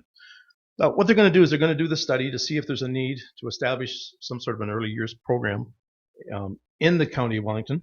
And it's really to meet the needs of the Board of Education. This is the pressure coming down. It has to be done. And all the funding is paid by the Board of Education, so it's not coming out of our costs. We're just keeping a track of what's happening, and if there's enough need and enough forward direction on that, we'll see what moving forward on a policy for that. So no policies in place, just information forward. I know. Yeah. I actually saw that number today, and I was interesting to see it was 125 because I wouldn't have guessed that. That much really, even though it's not a lot. Yep. Okay. So that was very interesting. So that is my report, Council. Is there any questions? Questions? I guess they must have got questioned out. Now, for Dave, it's nice to see all these reports, and I just want to remind all the council, all the county reports, and if you get time, go on the county site because the library reports there, the museum report, there's a lot of good reading. Yep. Even like I'll throw this out for Greg Davison, but even the solid waste always has good articles in their report that they talk about solid waste. So, yes. This council gets, I believe, Annaline, you just link to the county and you can look at any reports. And I'm sure if you have any questions, both Dave and I would take those questions from you at any time. If you read a report and you want to question it, and if we don't have the answers, we'll get you the right spot. Mark. Through you, Mayor. At the landfill the other day, you were buzzing by me, but you hollered at me. I did wave to you, though. I did wave to you. Where is the county at with plastic bags? They bury them. Why? What's the future with that? They've looked at a harder cardboard type of bag. They've looked at that, but it will not still hold up to the amount of, I guess, the volume that they're going into the bags. They've looked at like a more of a biodegradable, almost like a paper. But I don't know whether that might change when the organic collection comes in, whether there might be less organic material coming in. Because that will obviously, offset a lot of the moisture and stuff that's going in the bags. It might be reevaluated. I understand what you're saying, but currently the plastic bags, it takes a long time for them to break down. But the ones we're putting in there, there's no place to recycle a plastic bag. We throw them in those bags and they bury it. Yeah. You're talking about people putting them in our plastic grocery bag. store, everything goes in there. They bury it. They do not recycle them. Oh, okay, gotcha. So I just wondered if there's the county looking into some kind of eliminating eliminating plastics. Pardon me? Eliminating plastic bags. Like, is that what you're thinking? I'm just wondering. No, well, that'll never happen. But there needs to be a source, some place to recycle them rather than bury them all. You mean empty them in the? Okay. I got told that the other day. Like people take bags, whatever it is, fertilizer, grocery store, anything, they bury them. Yeah. So what's the status? Is the county looking into some kind of a recycling for those somewhere? Like we are looking at the whole solid waste situation with the new program that's going to be coming out. So we can take that back to Greg and see. I haven't seen anything, Mark, that there has been anything. We're talking the straws and other things that they're talking about, but haven't seen how they're going to deal with bags. I know Sue for years took the old milk bags, like the not the interior bags, but the other bags, and made rugs out of them. And they actually make rugs, and they send them down to the Caribbean and that because they don't gather the mold or anything, and they actually use them for mats and like the church did that, and but I don't think there's anything at this point in time. But maybe with the new organics coming out of those bags and less, hopefully it's going to create less garbage overall. Maybe there'll be something. They're opening there's so many programs open that they've had. There's different types of recycling. There's different types of dealing with waste. They're looking at any new venues of doing that, and they've talked to different companies that maybe might come here, but they're not, and that they're would totally change the whole collection program and how we deal with our waste. But we're always looking for something. We're always looking for ways of moving forward. I know we had a tour of the Riverston, and they basically took a big backhoe and they dug out a section, and you saw layers and layers and layers, and all you could see was just plastic, bags, and that's been there for maybe 5 or 10 years where they would dig it out. So yeah, and it takes a long time to break down. It does do that. So they're always open for new ways and new different ideas of recycling and better looking after our environment. Yeah, thank you, Mayor Bridge. Councillor Anderson, it's really nice to see you. It's nice to see you sitting here in the council chambers listening to our meetings. I know that you're well connected with your work. I'm sure there's more people come in and talk to you than talk to anybody. And I know you're connected with your wife through council, but I mean, I was always after Mark when he was out to the council meetings and thanked him for coming. It's good to see him, and same thing to you. So don't be a stranger. Thanks for all your hard work. Not a problem. Thank you. Thanks, David, for it. Okay. Public question period. Jeff, you've got a question? Right. You're the only public here at the moment, so Let's change the order of that. No, we don't. Do you want it? No. You want a motion to move him up? Well, first of all, let's do the correspondence. Yeah, okay. Anybody wanted anything out of the correspondence they want to pull? I'll move, though. Okay, moved by Deputy Mayor Turton, second by Jean. All in favor? Okay, good. Reports, committees. None. Public Works. I have turned it over to Public Works, right? All right. So we have one item on our agenda this evening, That should take Sorry. and it is a report from our wastewater foreman.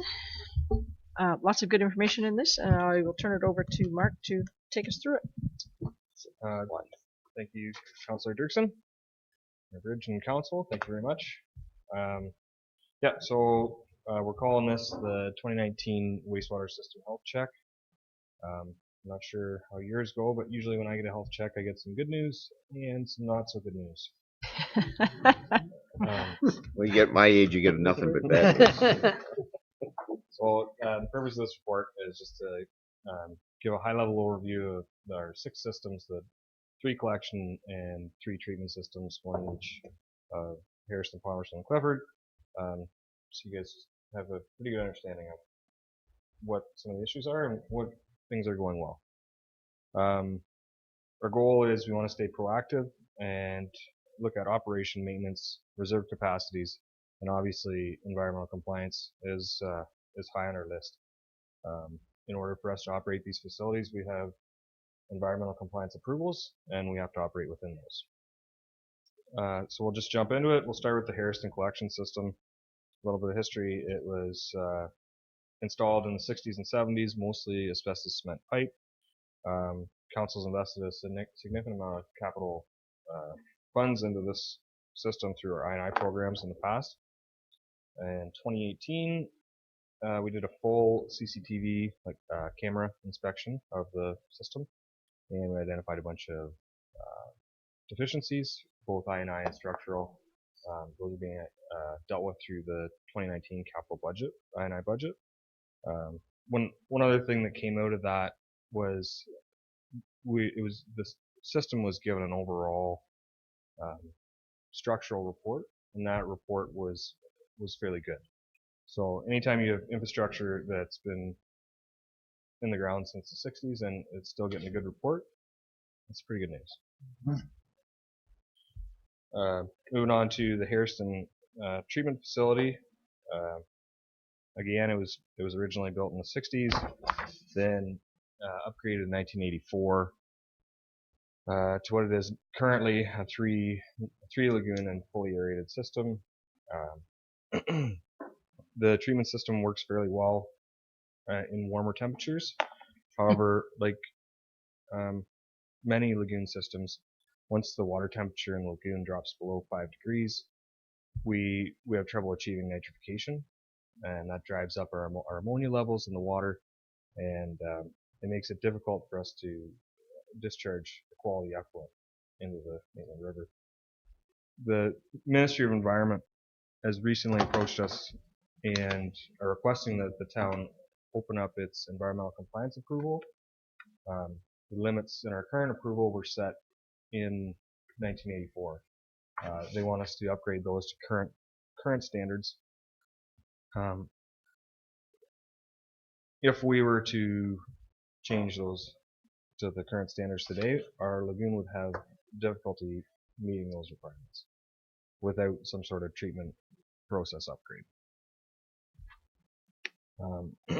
Town staff has been in correspondence with the ministry regarding this issue for some time. We suggested maybe we could defer the ECA upgrade and take some time to collect some information through sampling and maybe some research dealing with our engineers, try and find an alternative solution that would be a little more cost effective. Triton right now is working on a request for information that we're hoping to release and have companies bring solutions back for the issue that we have currently. Sorry, Mark, is it just because of the cold, when we're getting the cold, that we have the problems, or is it all the time that if we moved up these new regulations? Yeah, just in cold water. So okay. anytime that the water in the lagoons drops below 5 degrees, the nitrification process slows down, and then our ammonia levels rise. Hopefully with climate change it will. That warm. That won't be that warm, Judy? You're saying no? Okay. Not in our lifetime. We have to look at it then.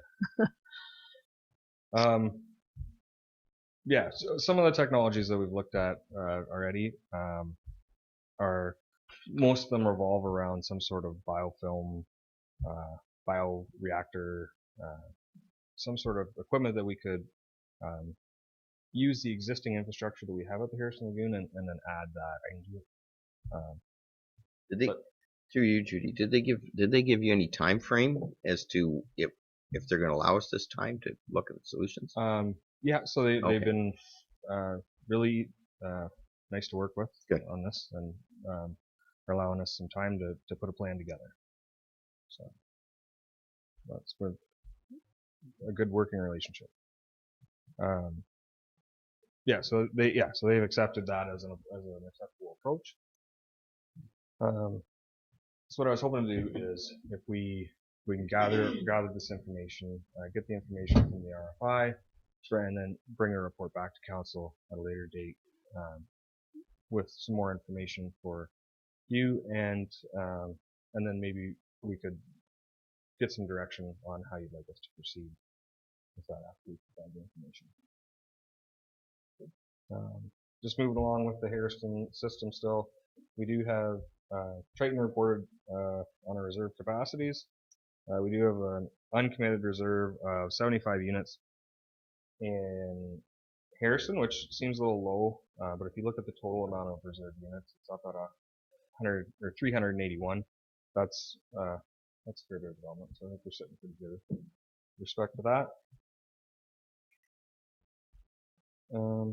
Okay, so then if we move on to the Palmerston collection system, I think when everybody thinks of the Palmerston collection system, the first thing that jumps into your mind is inflow and infiltration, and we've spent a ton of money and a number of capital projects in Palmerston with dealing with that issue.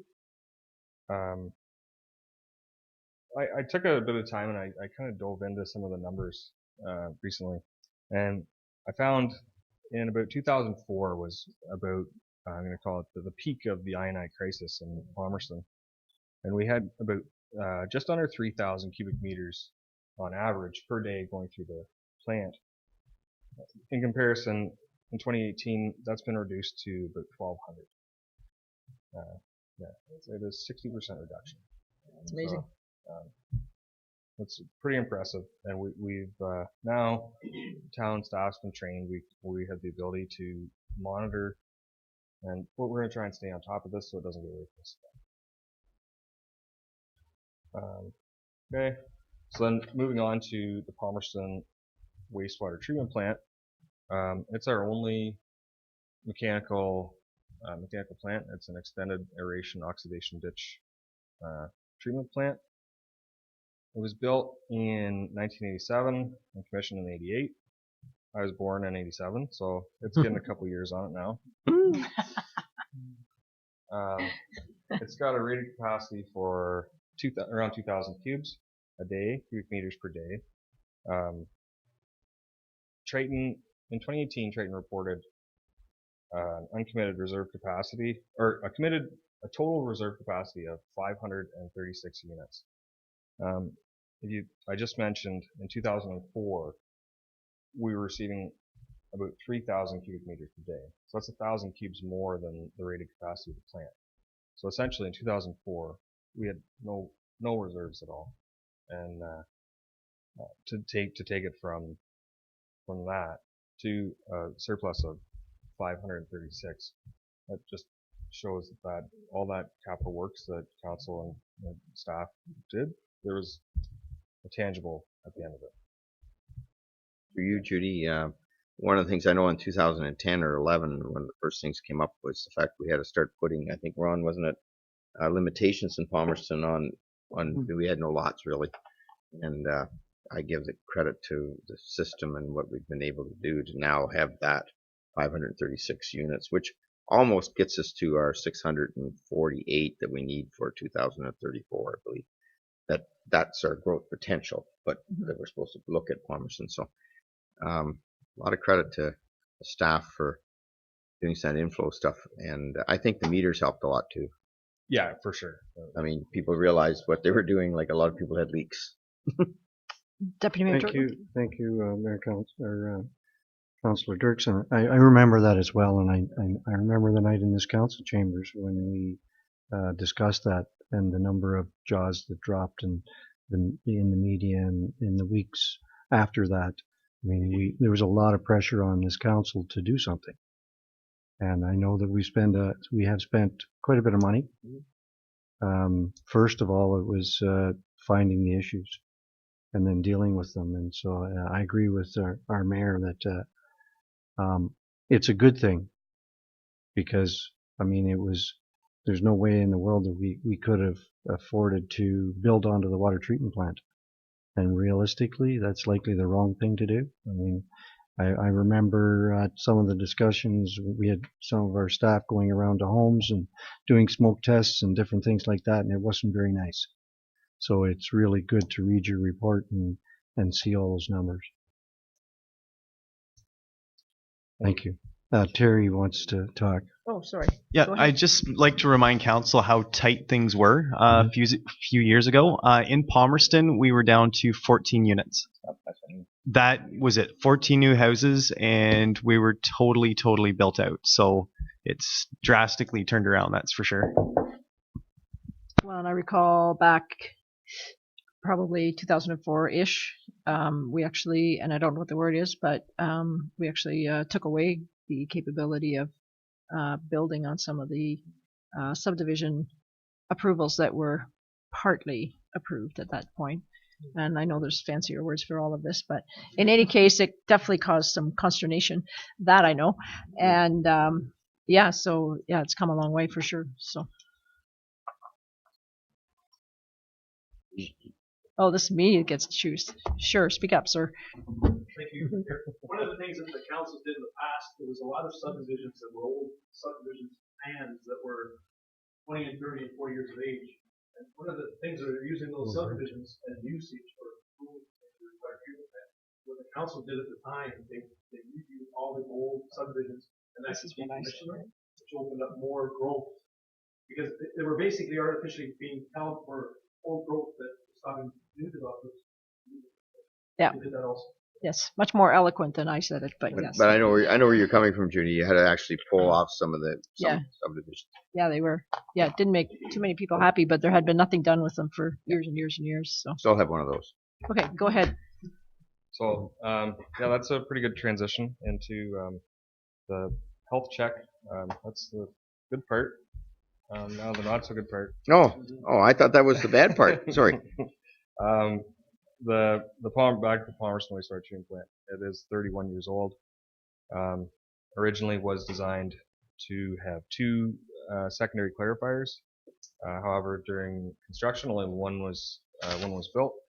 I'm not sure why. I haven't found any literature on why they decided to build one. Likely because at the time it wasn't needed. The flows were down. As a new clarifier, it wasn't likely to fail at that time. Now, 31 years later, it's soon going to be in need of repair. So what we're proposing is to twin the clarifier, which is a typical design of a wastewater treatment facility. They have two treatment trains. That way, if you need to perform any maintenance on a piece of equipment, you can divert the flow to the other train, do the maintenance, then put it back into service after that. Or if there's catastrophic failure, you have a redundancy as well. Currently, Triton's working on some design work, a preliminary design, looking at locations, whether it would be able to incorporate into the existing plant, as well as if we're ever required to do a future upgrade, if that piece of equipment could then be incorporated into that upgrade at that time, just so we're not throwing money away. They're also looking at a feasibility study for that piece of equipment. Yeah, so once we get all this information and we get it finalized and we can pull it all together into a report, I'd like to bring that back to council for your information and also to receive some guidance on like this to move forward. Sure. Mary Bridge? Yes, and so I guess what we're looking at then is to look at costing it out a bit so we know going into a 5-year projection or whatever we're at.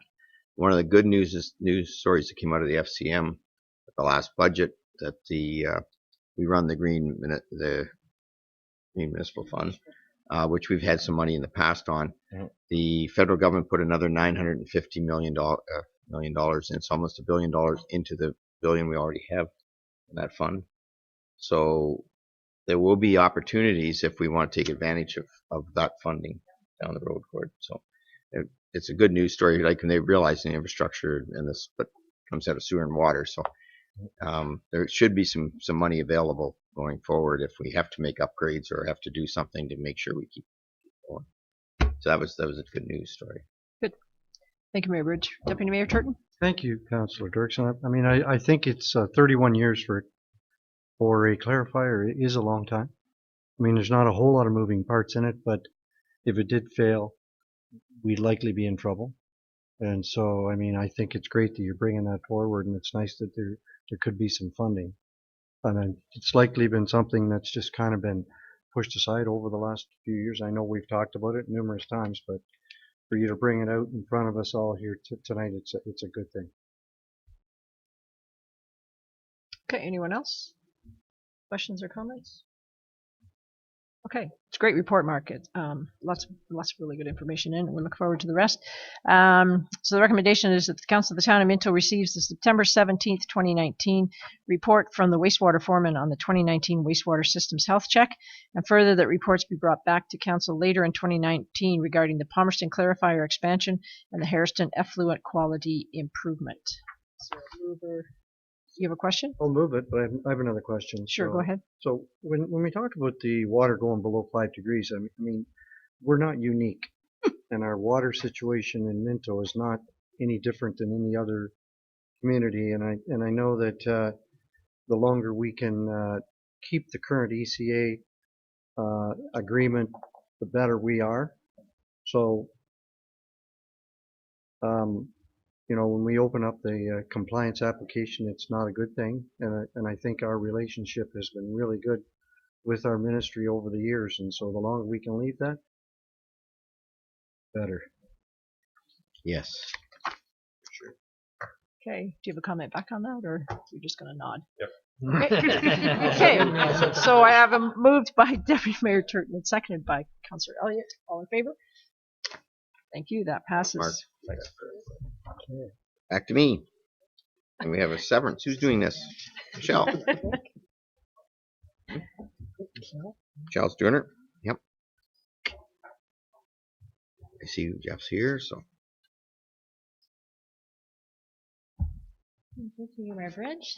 So we have an application for the County Wellington Land Division to sever 7,526 square feet of a residential lot for a proposed triplex, and the retained 7,029 square feet currently has an existing house and garage, which the intention is to remove it and replace it with a semi-detached building. This parcel is municipally known as 290 Bolton Street. The severance will allow the reconfiguration of the lots, and the intention is to eventually split it so that all 5 will be sold independently, and all will legally front onto Brunswick Street. The property currently meets the zoning requirements, which is currently zoned R2, so the proposed uses are already permitted. We have every intention to, although not required, looking at the entire site and the number of units that are going to be on there, that is site permit. Application is being proposed so that way we can deal with any servicing, grading, and drainage issues, and which will be required to be registered on title, and securities will need to be posted. And at that point, if any zoning deficiencies are present, we will bring it back again, which will create another public meeting and opportunity for comment. Otherwise, when we met with staff and there were no other issues were raised, as any deficiencies will be met through the site plan process. We did have some comments that were forwarded on to the county for land division to consider from the property owners, which the applicant has gone out to meet with, and one of the comments that were brought forward was somewhat retracted, but the concerns still remain for themselves as well as another about issues around parking and services, which, as you've just heard, we are very much well on top of that, and any issues will be addressed. Otherwise, staff are recommending that we are in favor of the proposed severance as it stands with our standard conditions with the exception of the additional site plan. Okay. Questions? Comments? Mayor Bridge, Jeff, if you, sorry, can I talk to Jeff? Well, I don't know. Have you done this before? Have you done this before, tearing down houses to build 2 and 3? Very sure he has. It's a good thing. For sure, they're beautiful. Oh, they are. Well, and I guess I've already had my little vent at the last one, talking about the need for this type of housing and our density situations. So I know we have some issues and people that when it's around them they have. So I guess Jeff has talked to one and that's gone away, and the other one will she'll be able to go to land division and talk if she wants to go. And the county is definitely in favor. Yeah, and I saw that county's in favor of it. It falls right into our whole plans, and it's the type of housing we need to get going here. We need the attainable housing. Yep. I'm all for it. Any further questions? Okay. Thank you. Great. So I have a recommendation, right? Square footage. Where is that on mine? Same thing on the other side. Yeah. Oh, here we go. Yes. Okay. So the recommendation is that the Council of the Town of Minto recommends that County of Wellington Land Division Committee approve the severance application 5511926265514 Ontario Limited Lot 109 Fuller and Watson Survey 290 Bolton, Town of Minto, that the following conditions be considered. 1, 2, 3, 4, 5. 1, 2, 3, 4, 5. You guys got that? All right. Can I have a mover? Ron? Seconder? Deputy Mayor Turton? All in favor? Good. Okay, done. So you just have to go land division now. shouldn't have a problem if the county's already for it, so. Okay, and we have the building official. I'm still up. Oh, yeah, here he is. I am right here.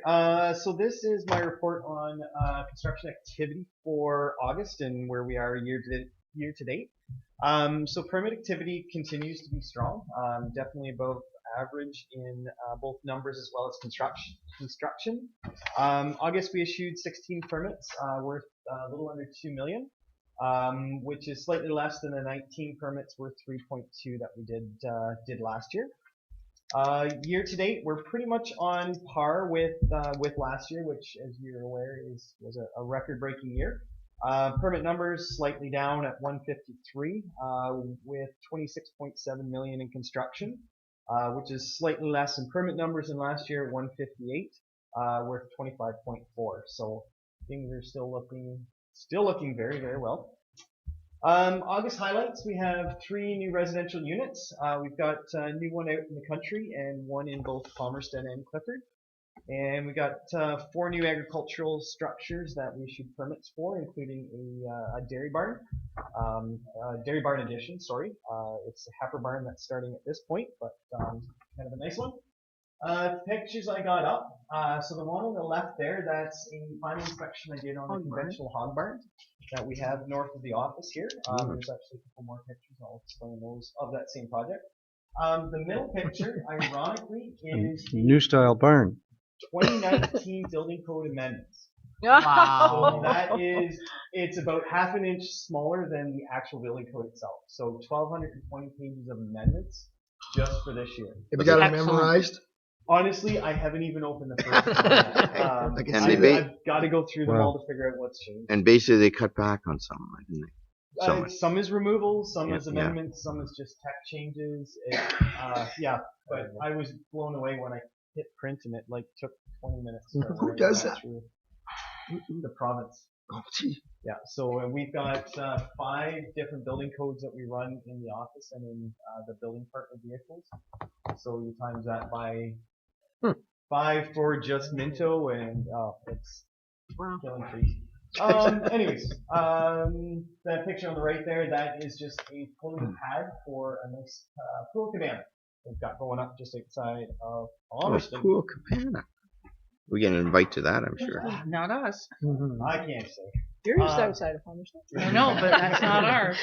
You're not putting a pool in, Gene? I thought I was waiting for the invitation to come up. Oh, wait away. So permit numbers are I'll write your name. above our 10-year average. 10-year average is 141, give or take. So we're up a bit from that. So we're hitting the top end of the chart by far. The picture on the right is kind of an interesting one from my perspective, probably not to many other people. So this is that same hog barn that we looked at, and those gusset plates are actually powder coated. You'll remember in the late 90s, there was a whole pile of pig barns came down. Besides the one truss issue that was found, the other issue was all these gusset plates rotting out because of the corrosive environment. So these trusses were made by Marstan, where they've done a whole pile of studies in terms of what coating is best. They're about 3 times the cost of your normal galvanized ones, but these guys will probably outlast the wood. So it's the first time I've seen them, so it was kind of cool from my perspective. But and lastly, 10-year average is 15.5 million, so we're slightly higher than that, just under 27 million. And the pictures we have there, that's a new shed that's being constructed in Clifford that council actually gave zoning relief for.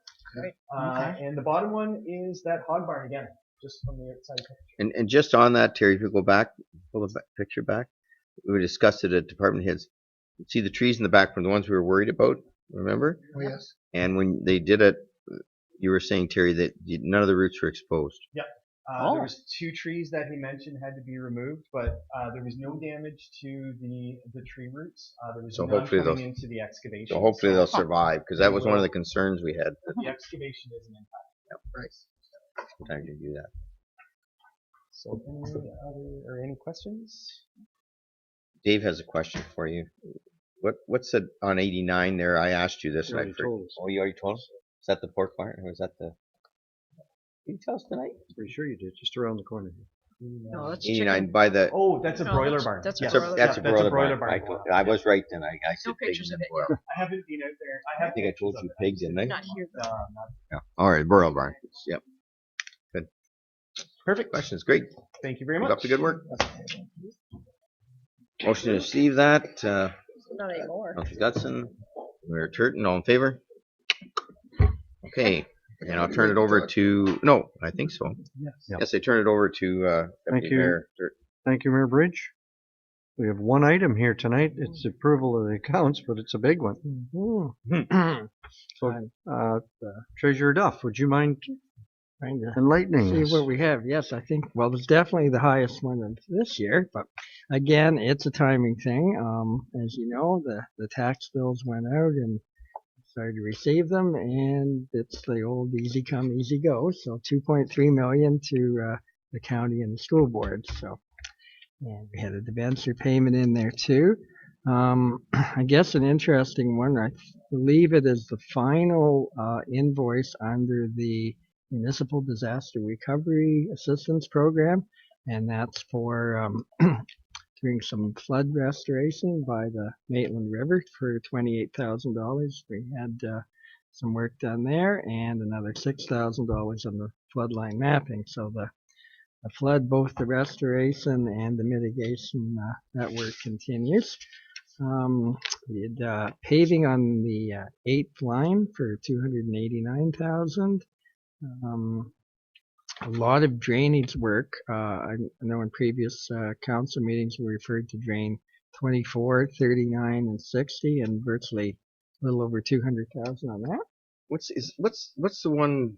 What number of drain is the one that's out on the highway through you? By Greenwoods? By Greenwoods, yeah. You know which one that is? Is that 34?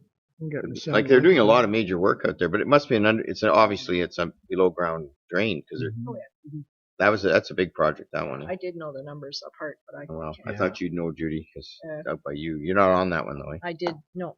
Oh, good. No, none of them affect us. No. Because Yeah, we're there's not- a lot of drain work. I think the last year or two we certainly have. Probably in my notes somewhere, but No, don't worry about it. I just wondered what. yeah. And we purchased a water pickup truck for about 35,000. And again, I said to our facilities manager Al Carr, I think I mentioned every council meeting that Al's been very busy doing his recreation capital. So some more audio work in the Harrison Arena. I believe that's the final one for 12,000.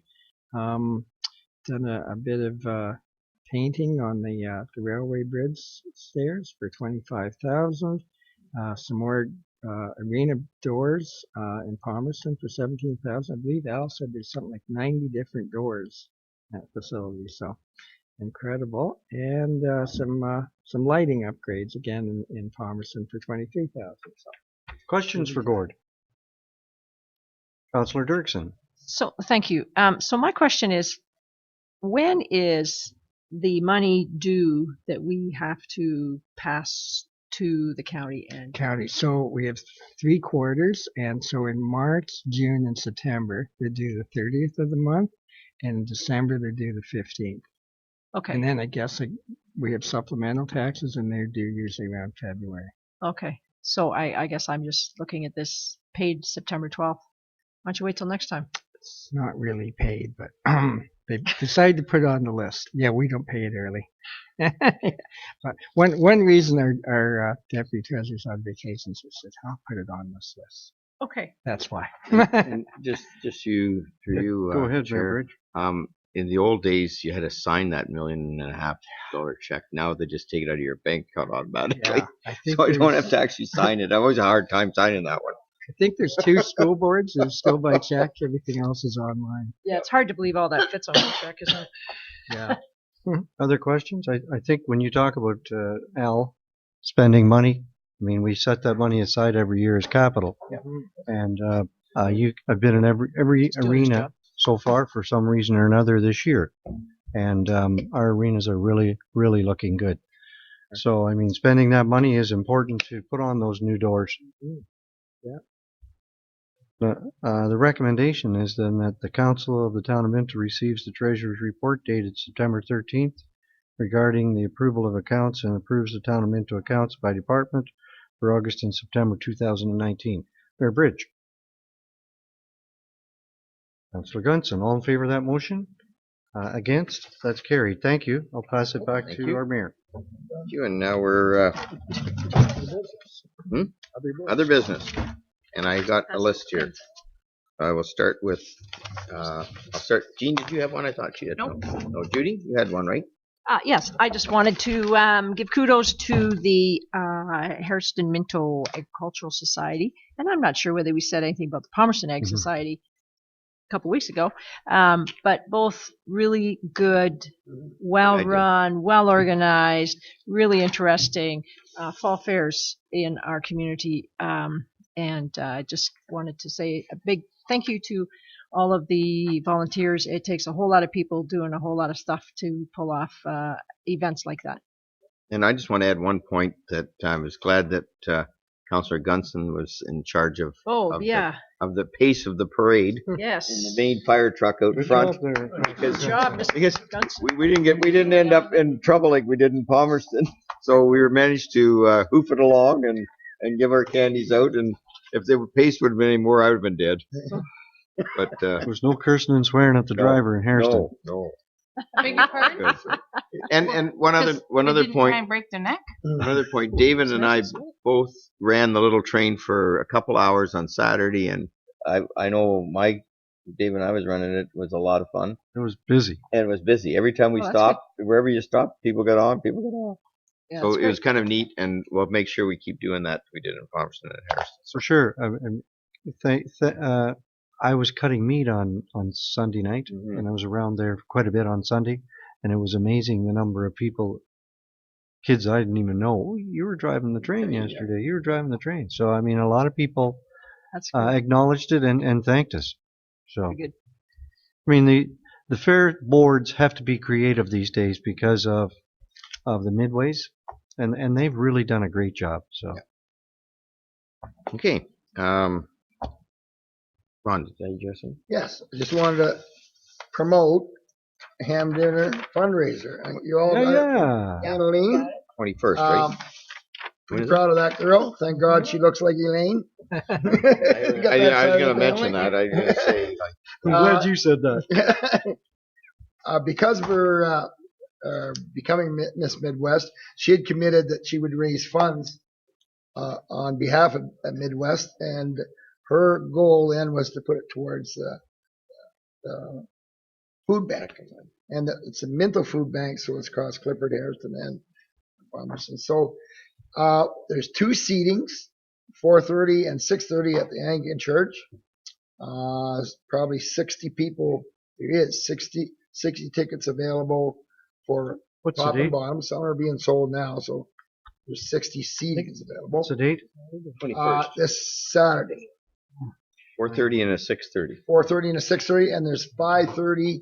You can come and get takeout, but you got to order that ahead. All right. And if you want tickets to go to the dinner, phone ahead, and you don't have to have them paid for necessarily, but let them know. Reserve your spot because we're not taking tickets at the door. So I'm very proud of her for doing this, and it was a big thing for her when she spoke. She spoke on that as her speech, and she did very well. And the need that's in our community, it's staggering. So if we can help those people, that would be great. Good. Thanks, Ron. Mark. Okay. Talking about the housing situation quickly. We had a developer here tonight. We went through all that with the developer, but we do have some land that's been sitting there for 15 years. It's serviced. The town put some work into that. Do we have the right to ask the property owner what's the holdup is? Or which are we ever going to develop it? Or which piece of property? Between Arthur and Brock. I mean, that's there's a need here for rural housing and on slab on grade stuff. Well, I think I mentioned it tonight. Like you got somebody that's willing to put the investment in. That's the problem. We can't unless we decided to take it, Mark, and buy it and then run it. But we can't make people build. I'm not saying that. I'm saying we should a friendly reminder that how long, 15 years I think is long enough to. What's your plans for the future for this piece of property? We got more than that one. But I mean, come on. There's a need for it here, and I don't understand why it's not being developed after all these years. But especially when we serviced it for them. Anyway, that's my question. Can we not send a friendly letter to the property owner saying if you have any immediate plans with that property? I can check. I mean, yeah. I mean, we can't control. We can't force somebody. I mean, I'm not saying that. No. So what happened was, did we put the services in? Then it just said, no. Pardon me? I don't know. Did we put it in for him? There was probably some cost. We did a road and water and sewer. And no, we didn't do that. We didn't. Pardon me? We didn't do that. The road is unassumed. We didn't do the road. We provided the services. That's what I'm saying. Yeah, just at the end of the street. We do that. But it sat there. No, I don't disagree. So what do we do? Wait till we should at least ask the property owner is there any what's the future of that property? We can certainly ask the property owner. I'm sure the property owner and Terry talk all the time. So I will bring that up. But one of the things we did do, and this council did, and I thought was the way to do it, was when we had that property on Ann Street, when we sold those lots, we put that they had if you bought the lot, you had to build within a year, and those all got sold and built on. So that was when we controlled it, Mark. But I don't know 15 years ago whether we had any control. So we didn't own it, right? Am I right? Somebody else owned it? Yeah, okay. Private. So it's tough. I mean, and that's what having these consulting with the county plan, and we're trying to come up with attainable housing, trying to come up with builders that want to do stuff with us. There's a reluctance out there to build certain types of housing because they can't make the profit back, and I can't blame them in a situation like that. But at the same token, we want to, through our CIP and through some of the other things, we could sort of put incentives out there for people to get going. But that'll be up to this council. Maybe we should, and I would hope that sooner than later we're going to have a report back from the county. I think it's the end of October, actually, it's coming to us, David. And then we can take that report. They've done a lot of work that we can just use at our level because a lot of the work is Minto related. They've got the stats on Minto and where we're at and what the value is as far as what people can afford, what they can't. And then maybe we should have a talk at this council, Mark, about approaching this attainable housing thing that we're trying to get. And maybe some of those conversations will come into play. I totally agree with you. I would hate to see land that isn't being developed, that could be developed. And we'd love to see it developed in a way that would help people that really need the housing, right? So but we're somewhat limited if somebody wants to sit on that, what we can do. But good comments. Jeff, did you have something? No? I have one, Judy took my one. Sorry. But I have the 70 on the 21st as well, and I hope to get to the 6:30 sitting, Ron. I'll get tickets for that. But from 1 to 5, one of our great partners in Clifford, the Clifford Rotary Club, is celebrating their 75th anniversary. So they're having a drop-in between 1 and 5. And Lee, do you remember if there's any speeches? I'm just trying to bring a certificate. No, I think it's more of a informal, like come in, have a burger or something, just go up and enjoy. So if any of the council could go up and just show your appreciation for all the hard work they've done over the years, I'm sure they'd appreciate a visit from any of you if you can just drop in for half an hour, 10 minutes, 15. Because it's a busy Saturday for everybody, but if you could, that'd be great. I'll be up there at some time during that 1 to 5, but that was good.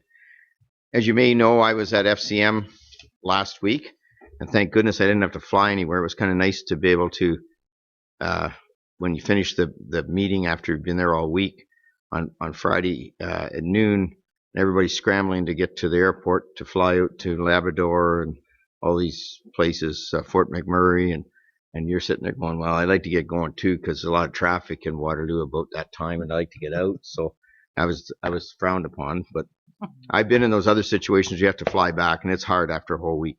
But I hope you've been getting the updates on FCM and what they're doing for the election. Make sure you talk to all your local candidates as much as you can on that. Any politician you see that's running, FCM is really pushing hard on keeping the double gas tax. And we're also want to keep the double gas tax, and we're asking for 3.5% inflationary every year for the next 5 years. Because as we all know, construction projects, roads and bridges seem to be coming in over inflation when it comes in for the stuff. And so that would be a big win. That we talked a bit about the close to our situation with the arenas and sports complexes and that money that's coming. By the way, it's coming from the federal government, not the provincial government. We're saying avoid going through the provincial government and just we put the project in, you just send us the money and we'll look after it. There was really interesting stuff, and I'll try to get those slides for you October 1st. Good slides on, they did a lot of surveying going into this election so they could go to the government and say what the people think out there. And I think I told you once before that 60% of the people feel that the best level of government is municipal government. But not only that, it gets up even the higher numbers when they say, how do you want money delivered to you for services? And it gets into a larger percentages that they think the municipal government is the best place to send money. So the federal government is really looking, and we're pushing really hard at them to avoid going to the provinces, because we're sitting right now with one that we're bound, we got approval from the province. Now it's back up to the feds so it's supposed to have a rubber stamp. But as Gordon pointed out to me the other day, they can't give you a rubber stamp during a writ. So it's sitting there. So that's our Brunswick Street Bridge project. And it would be nice to get those projects out and get the RFPs out now, but we won't find out probably until after the election. November, December. And touch wood, hopefully we don't have a problem there. And it's funny, the county had one today that Ken was all excited about because they thought they got approval. I said, no, Ken, you only got the province approval. It's now at the federal level, and you won't see that approval is for a big bridge. So we'll see. But I think we're really pushing hard, and read those things. If you have any questions on them, let me know. But FCM is doing, I think, a really good job of being in front of the government. They've got the ear of, as I told you before, another $950 million in the Green Municipal Fund, another $60 million for asset management, which we already have a $50,000 application that's in there that they ran out of funding, so they're going to start looking at those right away and fund those ones we already have sitting in there because they ran out of money. That's gone from the federal government to the FCM to deliver. So these are all the things that we're really working with FCM, and we had another $5,000 from the gas tax from AMO because they basically did such a good job in administration. They had $12 million left over from administrating that gas tax fund, and they gave us $5,000. So great.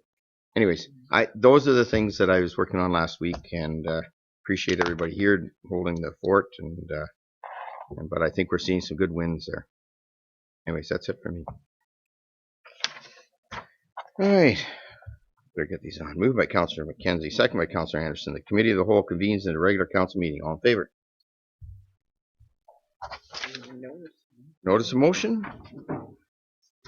Seeing none. Moved by Deputy Mayor Turton, second by Councillor Dirksen. The Council of the Town of Minto ratifies the motions made in the Committee of the Whole. All in favor?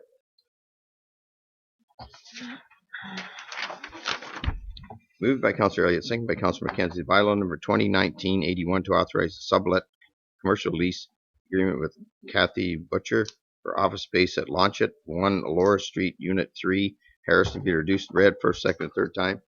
Passed on Council of Seal Corporation. All in favor? Yes, right. Yep. I've had 2 meetings in that room, and every time we're there, there's receptacles in the wall that need repaired badly. Even was commented on at the meeting that either the breaker goes, they're not safe to even put the plug in, 2 of them. So I think, and I don't see anything in that lease that says the tenant or the landlord should fix this for us. Okay, yeah, he's pretty good. He's pretty good. I don't know if that's. Linda was trying to do a presentation for us one night, and we couldn't even use the receptacle. Okay, well, I'll bring that up to the landlord. He's been pretty good all along. Yeah, thank you. Yep. We don't want anybody electrocuted. No. Well. Moved by Councillor Anderson, second by Deputy Mayor Turton. The bylaw number 2019-82 to confirm actions of the Council of the Corporation of Town of Minto respecting a meeting held September 17, 2019, be reduced read first, second, third time. Passed on by Council of Seal Corporation. All in favor? Moved by Councillor Gutson, seconded by Councillor Elliott. The council of the town of Minto adjourned to meet again at the call of the mayor. All in favor? And thanks for a good meeting, everybody.